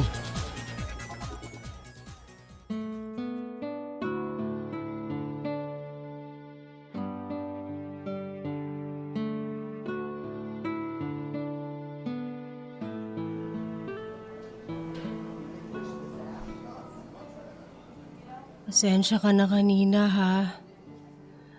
Medyo naparami yata yung inom ko talaga. Mabuti na lang nakita mo ako doon. Kasi kung hindi, baka wala ako ngayon dito sa coffee shop. At sa ibang lugar ako dinala ng kung sino man ang humila sa akin. Wala yun. Nakipagkita rin kasi ako sa mga dati kong kaklase. Nagkataon naman na nung palabas na ako, napansin kita na parang lasing na kaya nilapitan kaagad kita. Pansin ko lang ha, parang hindi ka naman sanay uminom ng alak pero bakit nagpakalasing ka kanina? Mahabang kwento eh. Ayos lang kung ayaw mong sabihin. Pero hindi ka ba talaga susunduin ng boyfriend mo? Paano niya ako masusundo? Nasa Dubai siya. LDR kayo? Oo, mag-iisang taon na. I see. Hindi ka ba nahihirapan sa setup niyong dalawa? Alam mo, parang wala naman nagbago. Kasi nung nandito pa siya sa Pilipinas, kahit magkasama kami sa iisang bahay, parang wala rin akong kasama. Workaholic kasi yung boyfriend ko eh. Literal na mas marami pa siyang oras sa trabaho kaysa sa akin. Buti hindi mo siya inaaway ng dahil dun. Ang totoo, siya yung dahilan kung bakit ako nagpakalasing kanina. Wala eh. Minsan talaga, nakakapagod na lang mang-away. Hindi ko na nga maalala kung kailan yung last time na nag-out of town kami bago siya pumunta ng Dubai. Bukod kasi sa workaholic siya, kuripot din pagdating sa mga date namin. Ikaw, matipid ka rin ba pagdating sa mga date nyo ng girlfriend mo? Wala naman akong girlfriend. Pero opinion ko lang ha, kung para naman sa mahal mo, bakit mo iisipin yung gastos? Ano ba naman yung kahit isa o 2 beses sa isang buwan na gumastos kayo para sa inyong dalawa, di ba? Ang sarap kaya sa pakiramdam na sabay niyong ginagastos ng taong mahal mo ang perang pinaghirapan niyo. Yan din ang naisip ko eh. Dati naman hindi kami ganito. Sweet yung boyfriend ko, tsaka mahilig din siyang magyaya ng out of town na bakasyon. Siguro kapag nagmamature na talaga ang isang tao, medyo nagiging kuripot at workaholic na. Sobrahan nga lang yata si Ivan masyado.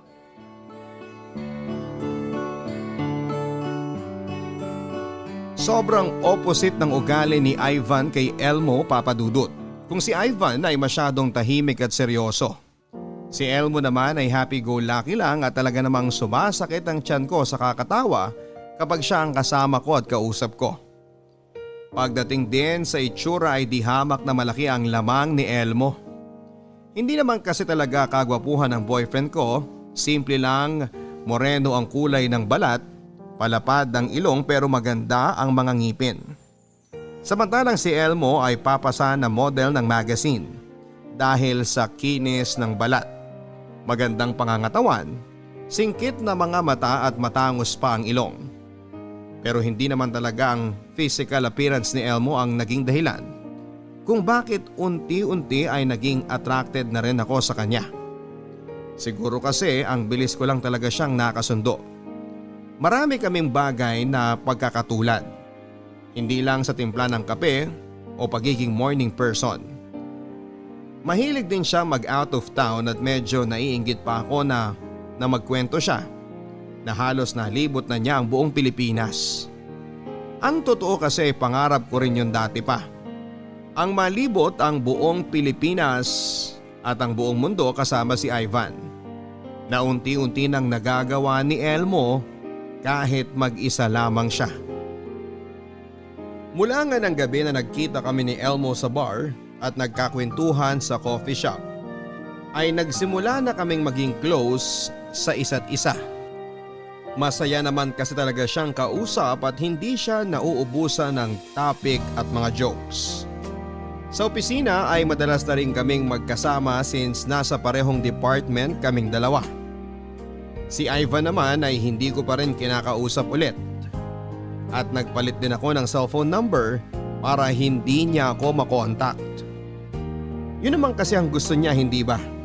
Ang makapag-focus sa trabaho, kaya ako na lang ang gagawa ng paraan para dumistansya sa kanya. At dahil madalas kaming magkasama ni Elmo sa loob o labas man ng opisina, ay mas lalo naming nakilala ang isa't isa. At mas naging close kaming dalawa. Halos nasabi ko na nga lahat sa kanya ang tungkol sa hinanakit ko kay Ivan. Lahat yon ay pinakinggan niya. At pinakinggan ko rin ang lahat ng mga payo na ibinibigay niya sa akin. Papadudod, siguro ay hindi niyo naman ako masisisi kung tuluyan ang nahulog ang loob ko kay Elmo. Siya kasi yung palagi nandyan para sa akin. Siya ang taga-salo ng bigat na nararamdaman ko sa tuwing naguguluhan ako sa kakaisip kung dapat pa ba talaga naming ayusin ni Ivan ang relasyon naming dalawa. Kaya hindi nagtagal ay tuluyan na nga kaming nagkaroon ng mali at lihim na relasyon. Naging kami na nga ni Elmo at ang alam lang sa opisina namin ay talagang close na close lang kami sa isa't isa. Pero ang hindi nila alam, pagkatapos ng trabaho ay sa apartment ko na siya halos umuwi. Doon ko siya mas lalong nakilala, Papa Dudut. Dahil hindi lang pala siya malambing kapag kasama niya ako sa harap ng marami. Mas malambing at maasikaso siya kapag kaming dalawa na lamang ang magkasama. At aaminin ko, isa sa mga pinaka nagustuhan ko sa kanya ay ang kakaibang galing niya pagdating sa romansa. Si Ivan kasi ay madaling mapagod at makatulog. Pero iba si Elmo. Mas marami siyang alam na gawin para mapaligaya ako. At kahit may pasok kami sa trabaho kinabukasan, ay game na game siya na pagbigyan ako. Madalas pa nga ay ako ang sumusuko sa aming dalawa. Sa ganoong paraan daw niya kasi mas naipapakita at naipaparamdam ang totoong pagmamahal niya. Kung paano niya ako pinapaligaya sa bawat oras na kaming dalawa lang ang magkasama. Thank you sa paghatid sa akin, Elmo. Naabala ka pa tuloy. Ano ka ba? Kahit kailan hindi ka naging abala sa akin. O sige, aalis na rin ako. Bukas na lang ulit, daanan kita dito sa apartment mo. Susunduin mo ulit ako? Sigurado ka? Out of the way tong apartment sa bahay ninyo. Wala yun. Kesa naman mahirapan ka pang bumiyahe. Hindi pa ba ipapahakot ni Ivan ang mga gamit niya dito sa apartment niyo? Di ba tinapos mo naman na ang relasyon yung dalawa? Dapat ibalot mo na ang mga gamit niya tapos ipadala mo na sa bahay ng parents niya. To be honest, Elmo, gusto ko kasi muna siyang makausap ng personal. bago ko tuluyang tapusin ang lahat sa aming dalawa. Para sana may closure. Pero kung nahihirapan ka na sa ganitong setup, I understand, Elmo. Nakakairita lang kasi na nakikita ko pang mga gamit niya sa loob ng apartment niyo tuwing pupunta ako dito. Pero hindi naman ako nahihirapan sa setup natin eh. Huwag mong isipin yun. Ang sabi ko naman sa'yo, willing ako na maghintay hanggang maayos mo ang lahat. O sige na, pumasok ka na para makapagpahinga ka na. Oh, hindi ka na papasok? Akala ko ba mamasahin mo ang likod ko para mawala ang stress ko? Rhea! Ivan? Oh, bakit parang nagulat ka? Anong ginagawa mo rito? Kailan ka dumating? Paano ko masasabi sa'yo na uuwi na ako? Di ba binlock mo ako sa lahat ng social media accounts mo? Hindi na rin kita makontak sa cellphone number mo. So tama pa lang lahat ng kutob ko. Itong hayop na to ba ang pinalit mo sa akin? Ha? Dude, relax lang. Kausapin mo ng maayos si Rhea. Huwag ka sumagot-sagot dyan kung ayaw mo paluin ko ng tubo yung ulo mo! Eh di subukan mo. Sige, ano? Elmo, huwag ka na sumagot. Mabuti pa siguro umalis ka na. Hindi, akala mo kung sino to eh. Ito ba yung boyfriend mo na walang ibang inatupag kung hindi ang trabaho niya? Hoy tanga, huwag kang tatapang-tapangan dyan. At please, huwag kang umarte na para kang biktima dito. Alam ko na wala ka kasing kwentang boyfriend, kaya ipinagpalit ka ni Rhea sa iba. Elmo, tama na. Igago ka pala eh! Ivan! Ang hina mo naman sumuntok, pare. Tama na! Huwag mo kumapari pare! Mapapatay kitang hayop ka! Ivan, tama na! Ano ba kayo? Elmo, please, umuwi ka na lang. Pero Rhea, ayoko... Please, umuwi ka na. Sige, tawagan mo na lang ako. Sino yung lalaki na yun, Rhea? Bakit pinapapasok mo siya dito sa apartment natin? Dahil ako ang nagbabayad ng upa dito, kaya may karapatan ako na magpapasok ng kahit na sinong tao sa pamamahay na to. Anong ikaw? Eh palagi naman ako nagpapadala ng pera sa'yo, di ba? Na kahit kailan, hindi ko pinakialaman o ginalaw. Kaya huwag mong isusumbat sa akin ang mga pera mo, Ivan. Sandali nga, Rhea. Akala ko ba gusto mong ayusin pa natin to? Paano natin naayusin to? Kung wala ka naman dito. Kaya bumuka ka na lang sa ibang lalaki, ganun ba? Hindi ko siya hinanap. Hindi ko sinasadya ang lahat. Hindi ko sinasadyang makita at maramdaman mula sa kanya ang lahat ng pagkukulang mo sa relasyon nating dalawa. At hindi pa rin yung rason para lukuhin mo ako! Para sirahin mong relasyon na to! Ivan, inaamin ko naman talaga na may kasalanan ako. Pero wag mo isisi sa akin ang lahat dahil may kasalanan ka rin kung bakit nagkakaganito tayo ngayon. At gusto mo pa talaga ako idamay dyan sa mga kalokohan at kasalanan mo? Oo! Dahil kung hindi ka nawala ng oras sa akin, hindi mangyayaring lahat ng to. Nakatira nga tayo sa isang bahay, pero parang hindi naman tayo magkasama. Halos hindi na tayo nag-uusap ng matagal. Tapos lumalis ka pa. Lalo mong pinalala ang lahat. Si Elmo, siya ang palaging may oras para sa akin. Pinaramdam niya yon kung ano yung mga bagay na bigla mo nalang inalis sa relasyon natin. Kaya mas gusto mo pang ituloy ang relasyon yung dalawa kaysa ayusin nyo sa atin? Mas pinipili mo siya? Rhea, halos 7 na taon na tayo. Itatapon mo lang ba yun para sa buwisit na lalaki mo na yan? Pakinggan mo muna kasi ako. Gusto ko lang maintindihan mo na hindi lang ako may mali. Dahil hindi ko naman talaga ginusto magkaroon ng kasalanan sa'yo eh. Oo, naging mapaghanap ako ng oras ng pagmamahal na pinagkait mo sa akin. Kaya huwag mong isisi sa akin lahat dahil alam mo, Ivan, na pareho tayong may kasalanan kung bakit nagkakaganito ang relasyon nating dalawa.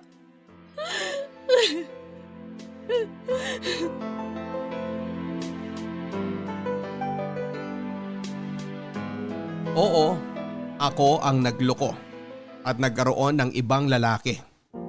Pero hindi ko naman magagawa yon kung hindi nagkulang ng oras sa akin si Ivan. Hindi mangyayari ito kung nag-effort man lang sana siya na ayusin ang relasyon naming dalawa. Pagkatapos ng pag-uusap namin ni Ivan ng gabing yon ay mas lalo akong naguluhan. May katwiran din naman kasi ang lahat ng sinabi niya.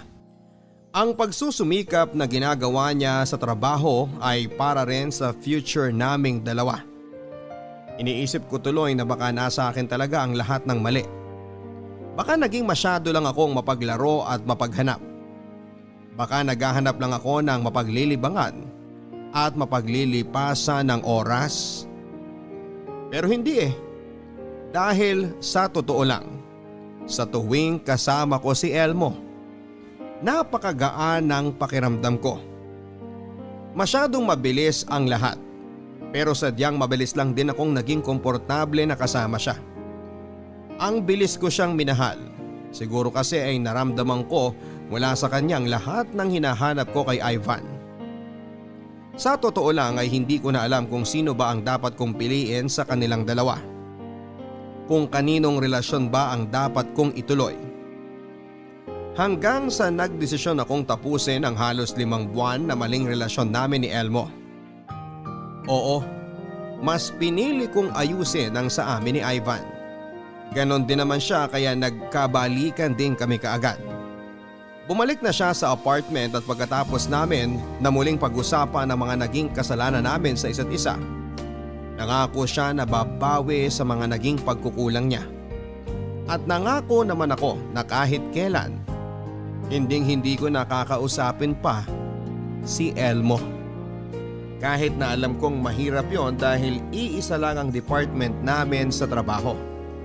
Sinisigurado ko na ang lahat ng pwede naming pag-usapan ay may kinalaman na lang sa trabaho namin.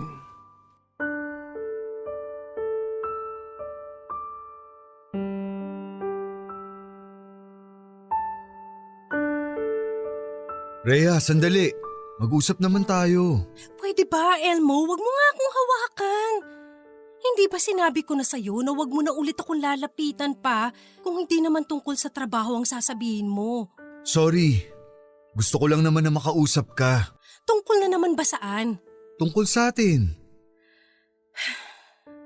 Nakapag-usap at nagkalinawan na tayo nung 1 linggo pa. Kaya wala na tayong dapat pag-usapan pa. Kasi tapos na. Tapos na tayong dalawa. Pero pumayag na ba ako? Kailangan pa ba yun? Oo! Dahil dalawa tayo sa relasyon na to. At hindi pwede na basta mo na lang itatapon ng kung ano man ang meron tayong dalawa. Pero nagawa ko na. Tinapon at tinapos ko na ang lahat dahil gusto ko nang ayusin ang relasyon namin ni Ivan. Mahirap ba talagang intindihin yun?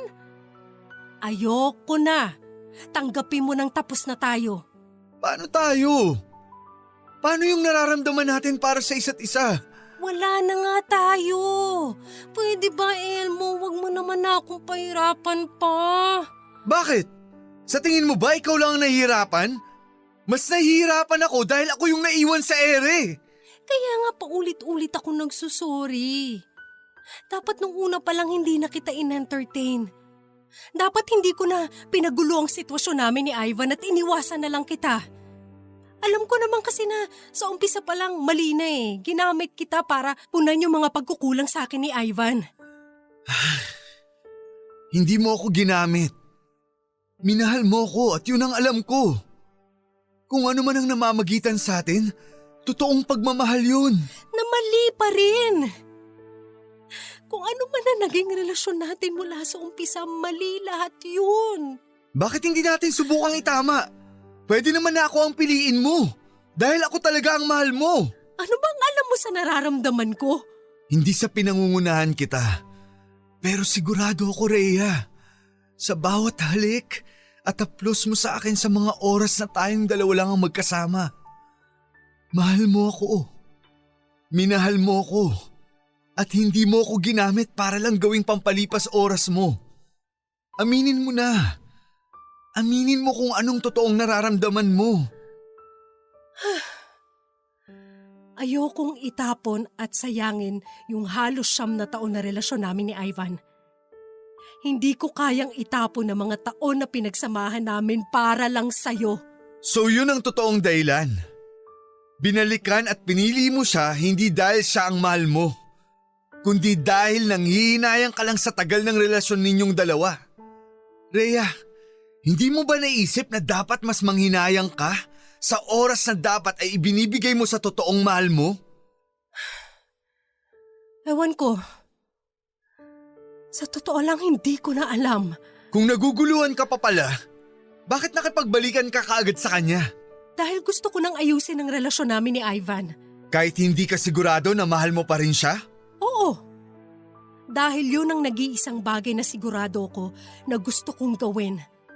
Ang hindi masayang ang napakatagal na pinagsamahan namin ni Ivan. Kaya please lang, Elmo, layuan mo na ako.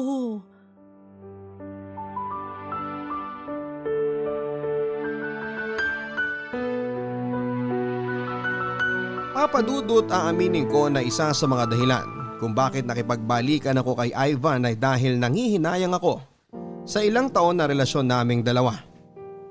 Isa pa ay si Ivan kasi ang first boyfriend ko na hiniling ko na sana ay maging last ko na rin dahil siya na ang gusto kong mapangasawa. Kaya lang mula nang makilala at makasama ko si Elmo, parang nagbago ang lahat. Naramdaman ko, Papadudot, na parang mas matimbang na siya sa puso ko. Iba kasi ang saya na ibinibigay niya sa tuwing magkasama kaming dalawa noon. Mas magaan at masarap siyang kausap. Para bang chill lang lahat at walang pressure. Hindi kagaya ni Ivan na walang ibang gustong pag-usapan kung hindi trabaho at mga plano para sa future. Pero kahit alam ko sa sarili ko na mas mahal ko na si Elmo, ay si Ivan pa rin ang pinili ko. Ayoko kasing magtapon ng maraming taon para lamang sa ilang buwan namin ni Elmo. Paano nga kung masyado lang kaming natuwa sa isa't isa, pero pampalipas oras lang naman talaga ang lahat. Paano kung may ugali pa kami na hindi na ipapakita na pwede naming ika-turn off? At least si Ivan, kabisado ko na ang lahat sa kanya at ganon din siya sa akin. Kaya naman ginawa ko ang lahat para tuluyan ng maiwasan pa si Elmo sa loob o labas man ng opisina. Kasabay ng pag-iwas ko kay Elmo ay ang pagfo-focus ko na maayos ang relasyon naming dalawa ni Ivan. Hindi na rin naman siya bumalik pa ng Dubai at dito na ulit sa Pilipinas nagtrabaho. Nangako rin siya sa akin na tutulungan niya akong ibalik yung dating kami para maayos ang relasyon namin. Naging maayos kami sa umpisa, Papadudot, at hindi na masyadong nagtatalo. Pero habang tumatagal ay parang nagsisimula siyang bumalik sa dati. Yung Ivan na cold, workaholic at mainit din ang ulo pagdating sa bahay. Hanggang sa bumalik na nga kami sa dati ni Ivan. Bumalik na rin ang dating Ivan na palaging dahilan ng pag-aaway naming dalawa. Oo, hindi na siya nag-overtime sa trabaho. Hindi na rin pumapasok kapag Sabado o Linggo. Pero parang gano'n na rin ang naging setup naming dalawa. Dahil palagi niyang inuuwi ang mga trabaho niya sa bahay. Palagi ko siyang hindi makausap ng maayos o kahit malambing man lang. Pero pagkatapos naman niyang gawin ang mga inuuwi niyang office work, saka siya lalapit sa akin at magsusori sa pag-init ng ulo niya at mabilis na pagkairita sa akin. Nang dahil doon ay nagsisimula ko ng maramdaman, Papadudot, na parang nagkamali ako ng pinili at naging desisyon. Lalo na kapag nagsisigawan na kami ni Ivan sa loob ng apartment at nagkakasumbatan. Nasa huli naman ay naaayos din naming dalawa. Iniisip ko noon na palagi na lang ba talaga kaming ganito? Walang ibang ginawa kung hindi ang mag-away ng dahil sa trabaho niya. Tapos magkakaayos din sa bandang huli. Minsan kasi ay nakakasawa at nakakapagod na. Isang araw ay lumapit sa akin si Elmo at kagaya ng dati ay pilit ko siyang pinagtatabuyan. Pero ang sabi niya noon ay gusto niya lamang ipaalam sa akin na nakita niya si Ivan sa isang restaurant na malapit sa kanila. May kasama raw itong babae at isang batang lalaki na kamukha nito at pinaghihinalaan niyang anak ni Ivan. Dumiretso pa raw ng grocery na malapit sa restaurant ang mga ito. Hindi lang daw yon isa o dalawang beses dahil linggo-linggo raw niyang nakikita ang mga ito na magkakasama. Sobrang nagalit ako kay Elmo dahil pakiramdam ko nang dahil sa kagustuhan niyang mabawi ako kay Ivan ay sinisiraan niya at gumagawa na siya ng kwentong paninira sa boyfriend ko. Kaya naman sinabihan ko na siya na itigil na ang paninira kay Ivan. Pero sa totoo lang, Papa Dudut, mula nang sabihin niya yon ay hindi na nawala ang kaba sa dibdib ko. Kaya naisipan ko na sorpresahin si Ivan pagkatapos ng trabaho niya sa opisina. Ang hindi ko alam ay ako pala ang masosorpresa dahil sa mga malalaman ko.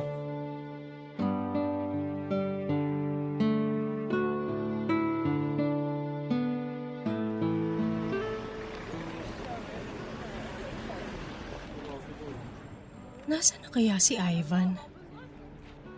Hindi niya na sinasagot ang mga tawag ko. Ang sabi ng guard sa opisina nila, nandito lang daw siya sa restaurant.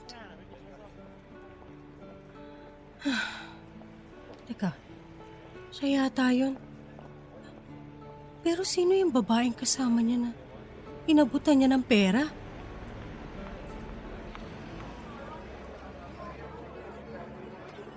O sige na, saka na lang tayo mag-usap. Okay naman na siguro yung perang binigay ko, hindi ba? Babalik na ako sa opisina. Ivan? Rhea, anong ginagawa mo dito? Wala lang. Gusto lang kitang sorpresahin.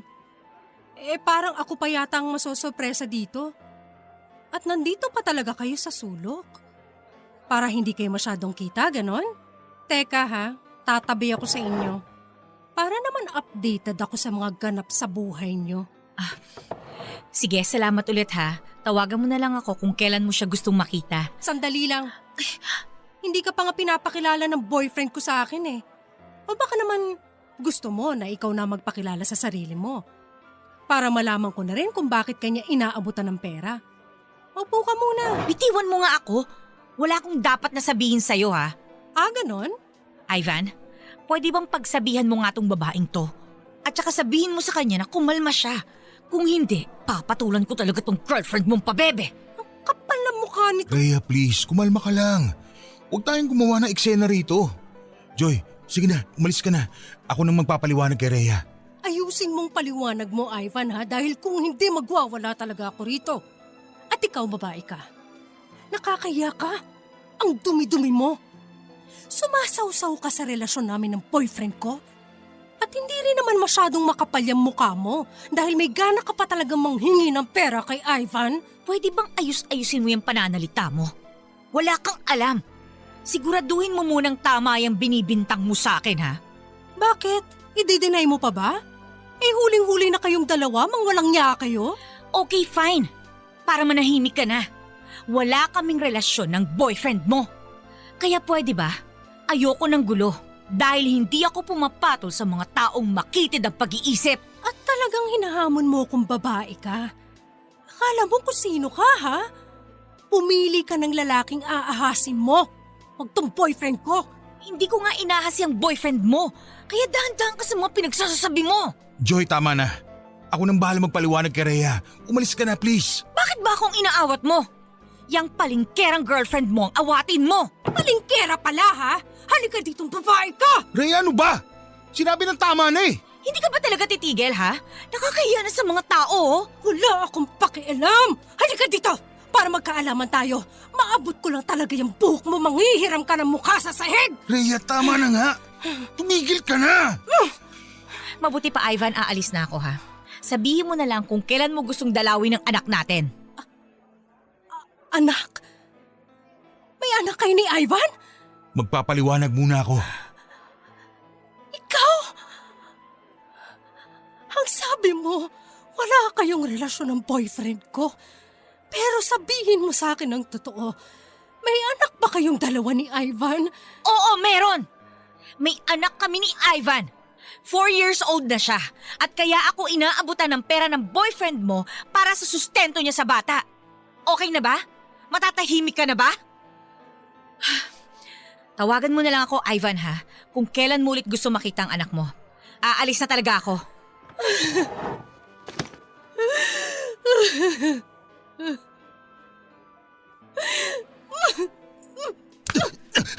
Rhea, sandali! Teka muna! Pakinggan mo muna ako! Magpapaliwanag ako! Ako ba ako?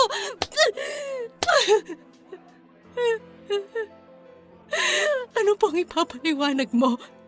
Sinabi na sa akin lahat ng babae mo tungkol sa anak niyong dalawa. Hindi mo kasi naiintindihan kung ano yung nangyari. Pues, ipaintindi mo sa akin na huwag kong paniwalaan yung mga sinabi ng babae mo. Pakinggan mo muna kasi ako. Hindi ko naman tinatanggi na may anak kami ni Joy. O ano pa pala ang gusto mong sabihin? Ha? Na wala naman talaga kami relasyon ni Joy. Wala kayong relasyon. Pero may anak kayo? Ang galing mo rin. Napakagaling mong magtago. Alam mo, tama sila. Dapat hindi ko na binigyan pa ng pagkakataon tong relasyon natin.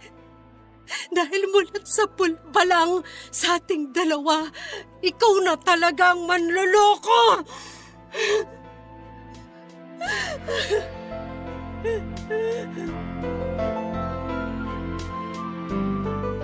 Papa Dudut, hindi ako makapaniwala na totoo pala ang lahat ng sinabi ni Elmo tungkol kay Ivan.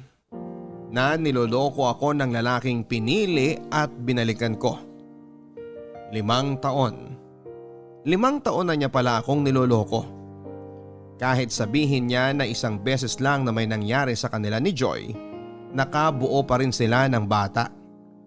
May anak na siya na itinatago niya sa akin ng ilang taon. Na kaya pala halos pinapatay na niya ang katawan niya sa pagtatrabaho ay para mas maitago niya sa akin ang responsibilidad niya sa anak niya. At kung hindi ko pa sila mahuhuli sa akto, mukhang wala pa talagang balak si Ivan na sabihin sa akin ang katotohanan. Sobrang sakit lang. Kasi pinilit ko pang ayusin ang relasyon namin na matagal na pala talagang sira ng dahil sa kanya. Akala ko kasi ako talaga ang may mali kaya magulo ang relasyon naming dalawa. Na naging masyado lang akong mahina at mapaghanap dahil sa kawalan ng oras ni Ivan para sa akin. Pero may dahilan naman pala lahat ng ginagawa niyang sobrang pagsusumikap sa trabaho. Hindi lang yon para sa akin o sa amin. May kahati na pala ako. Matagal na. Naisip ko noon na kung hindi ko pa nalaman ang katotohanan, hanggang kailan niya ako lolokohin at itatago na may anak na pala siya sa ibang babae. Kaagad akong umuwi ng apartment ng araw na yon para iimpake ang lahat ng mga gamit ko. Pero sumunod din si Ivan para subukan pa akong kausapin. At pigilan kahit na buo na talaga ang desisyon ko. Natapusin na ang lahat sa aming dalawa.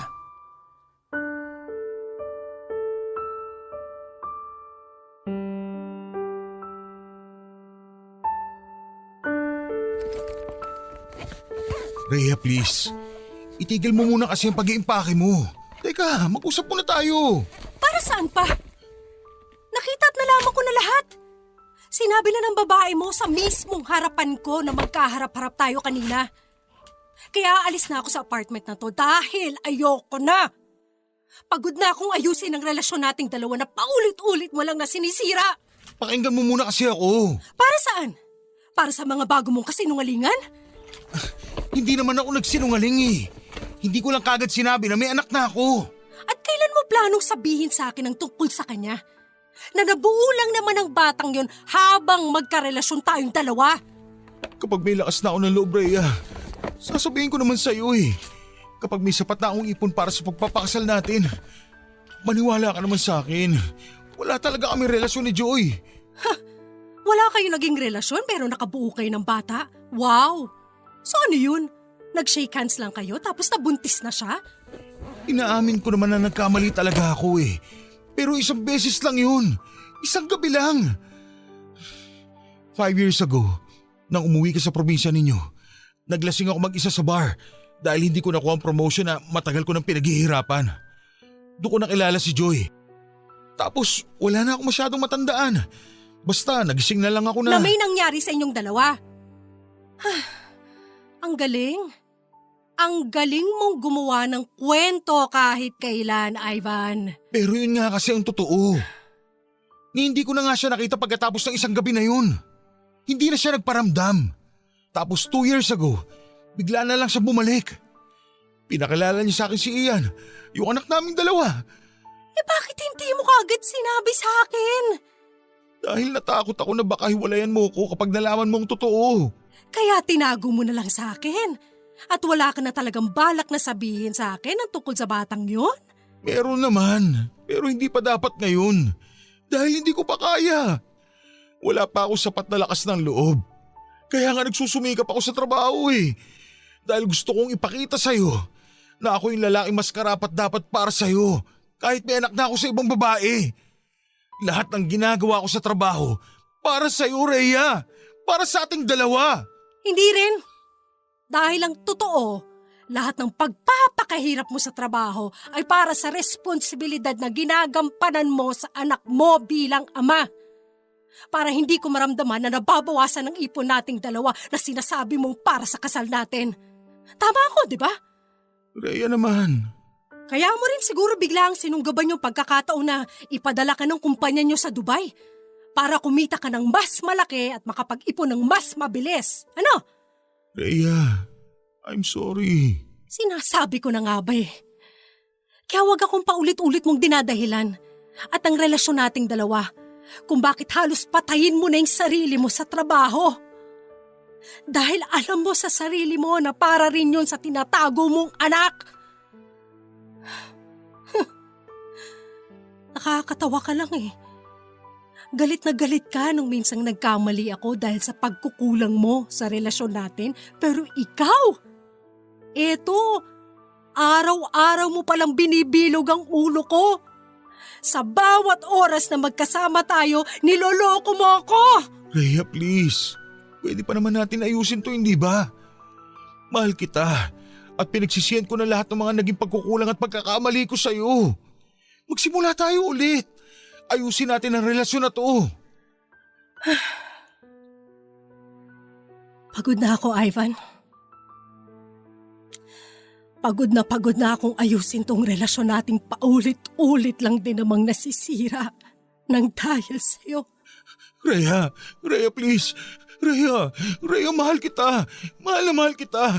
Please naman, huwag mo naman itapon ang 9 na taon natin para lang sa isang pagkakamali ko. Maawa ka naman. Huwag mo sayangin yung napakahabang panahon na pinagsamahan natin. Alam ko naman na mahal mo pa rin ako. Last na to. Please, Rhea. Rhea, isang chance na lang para sa ating dalawa pakiusap. Hindi ko na alam. Masyado na magulo lahat. Litong-lito na yung isip ko. Siguro hayaan mo na lang muna akong makapag-isip-isip. Hayaan mo na lang muna akong umalis dito sa apartment na to.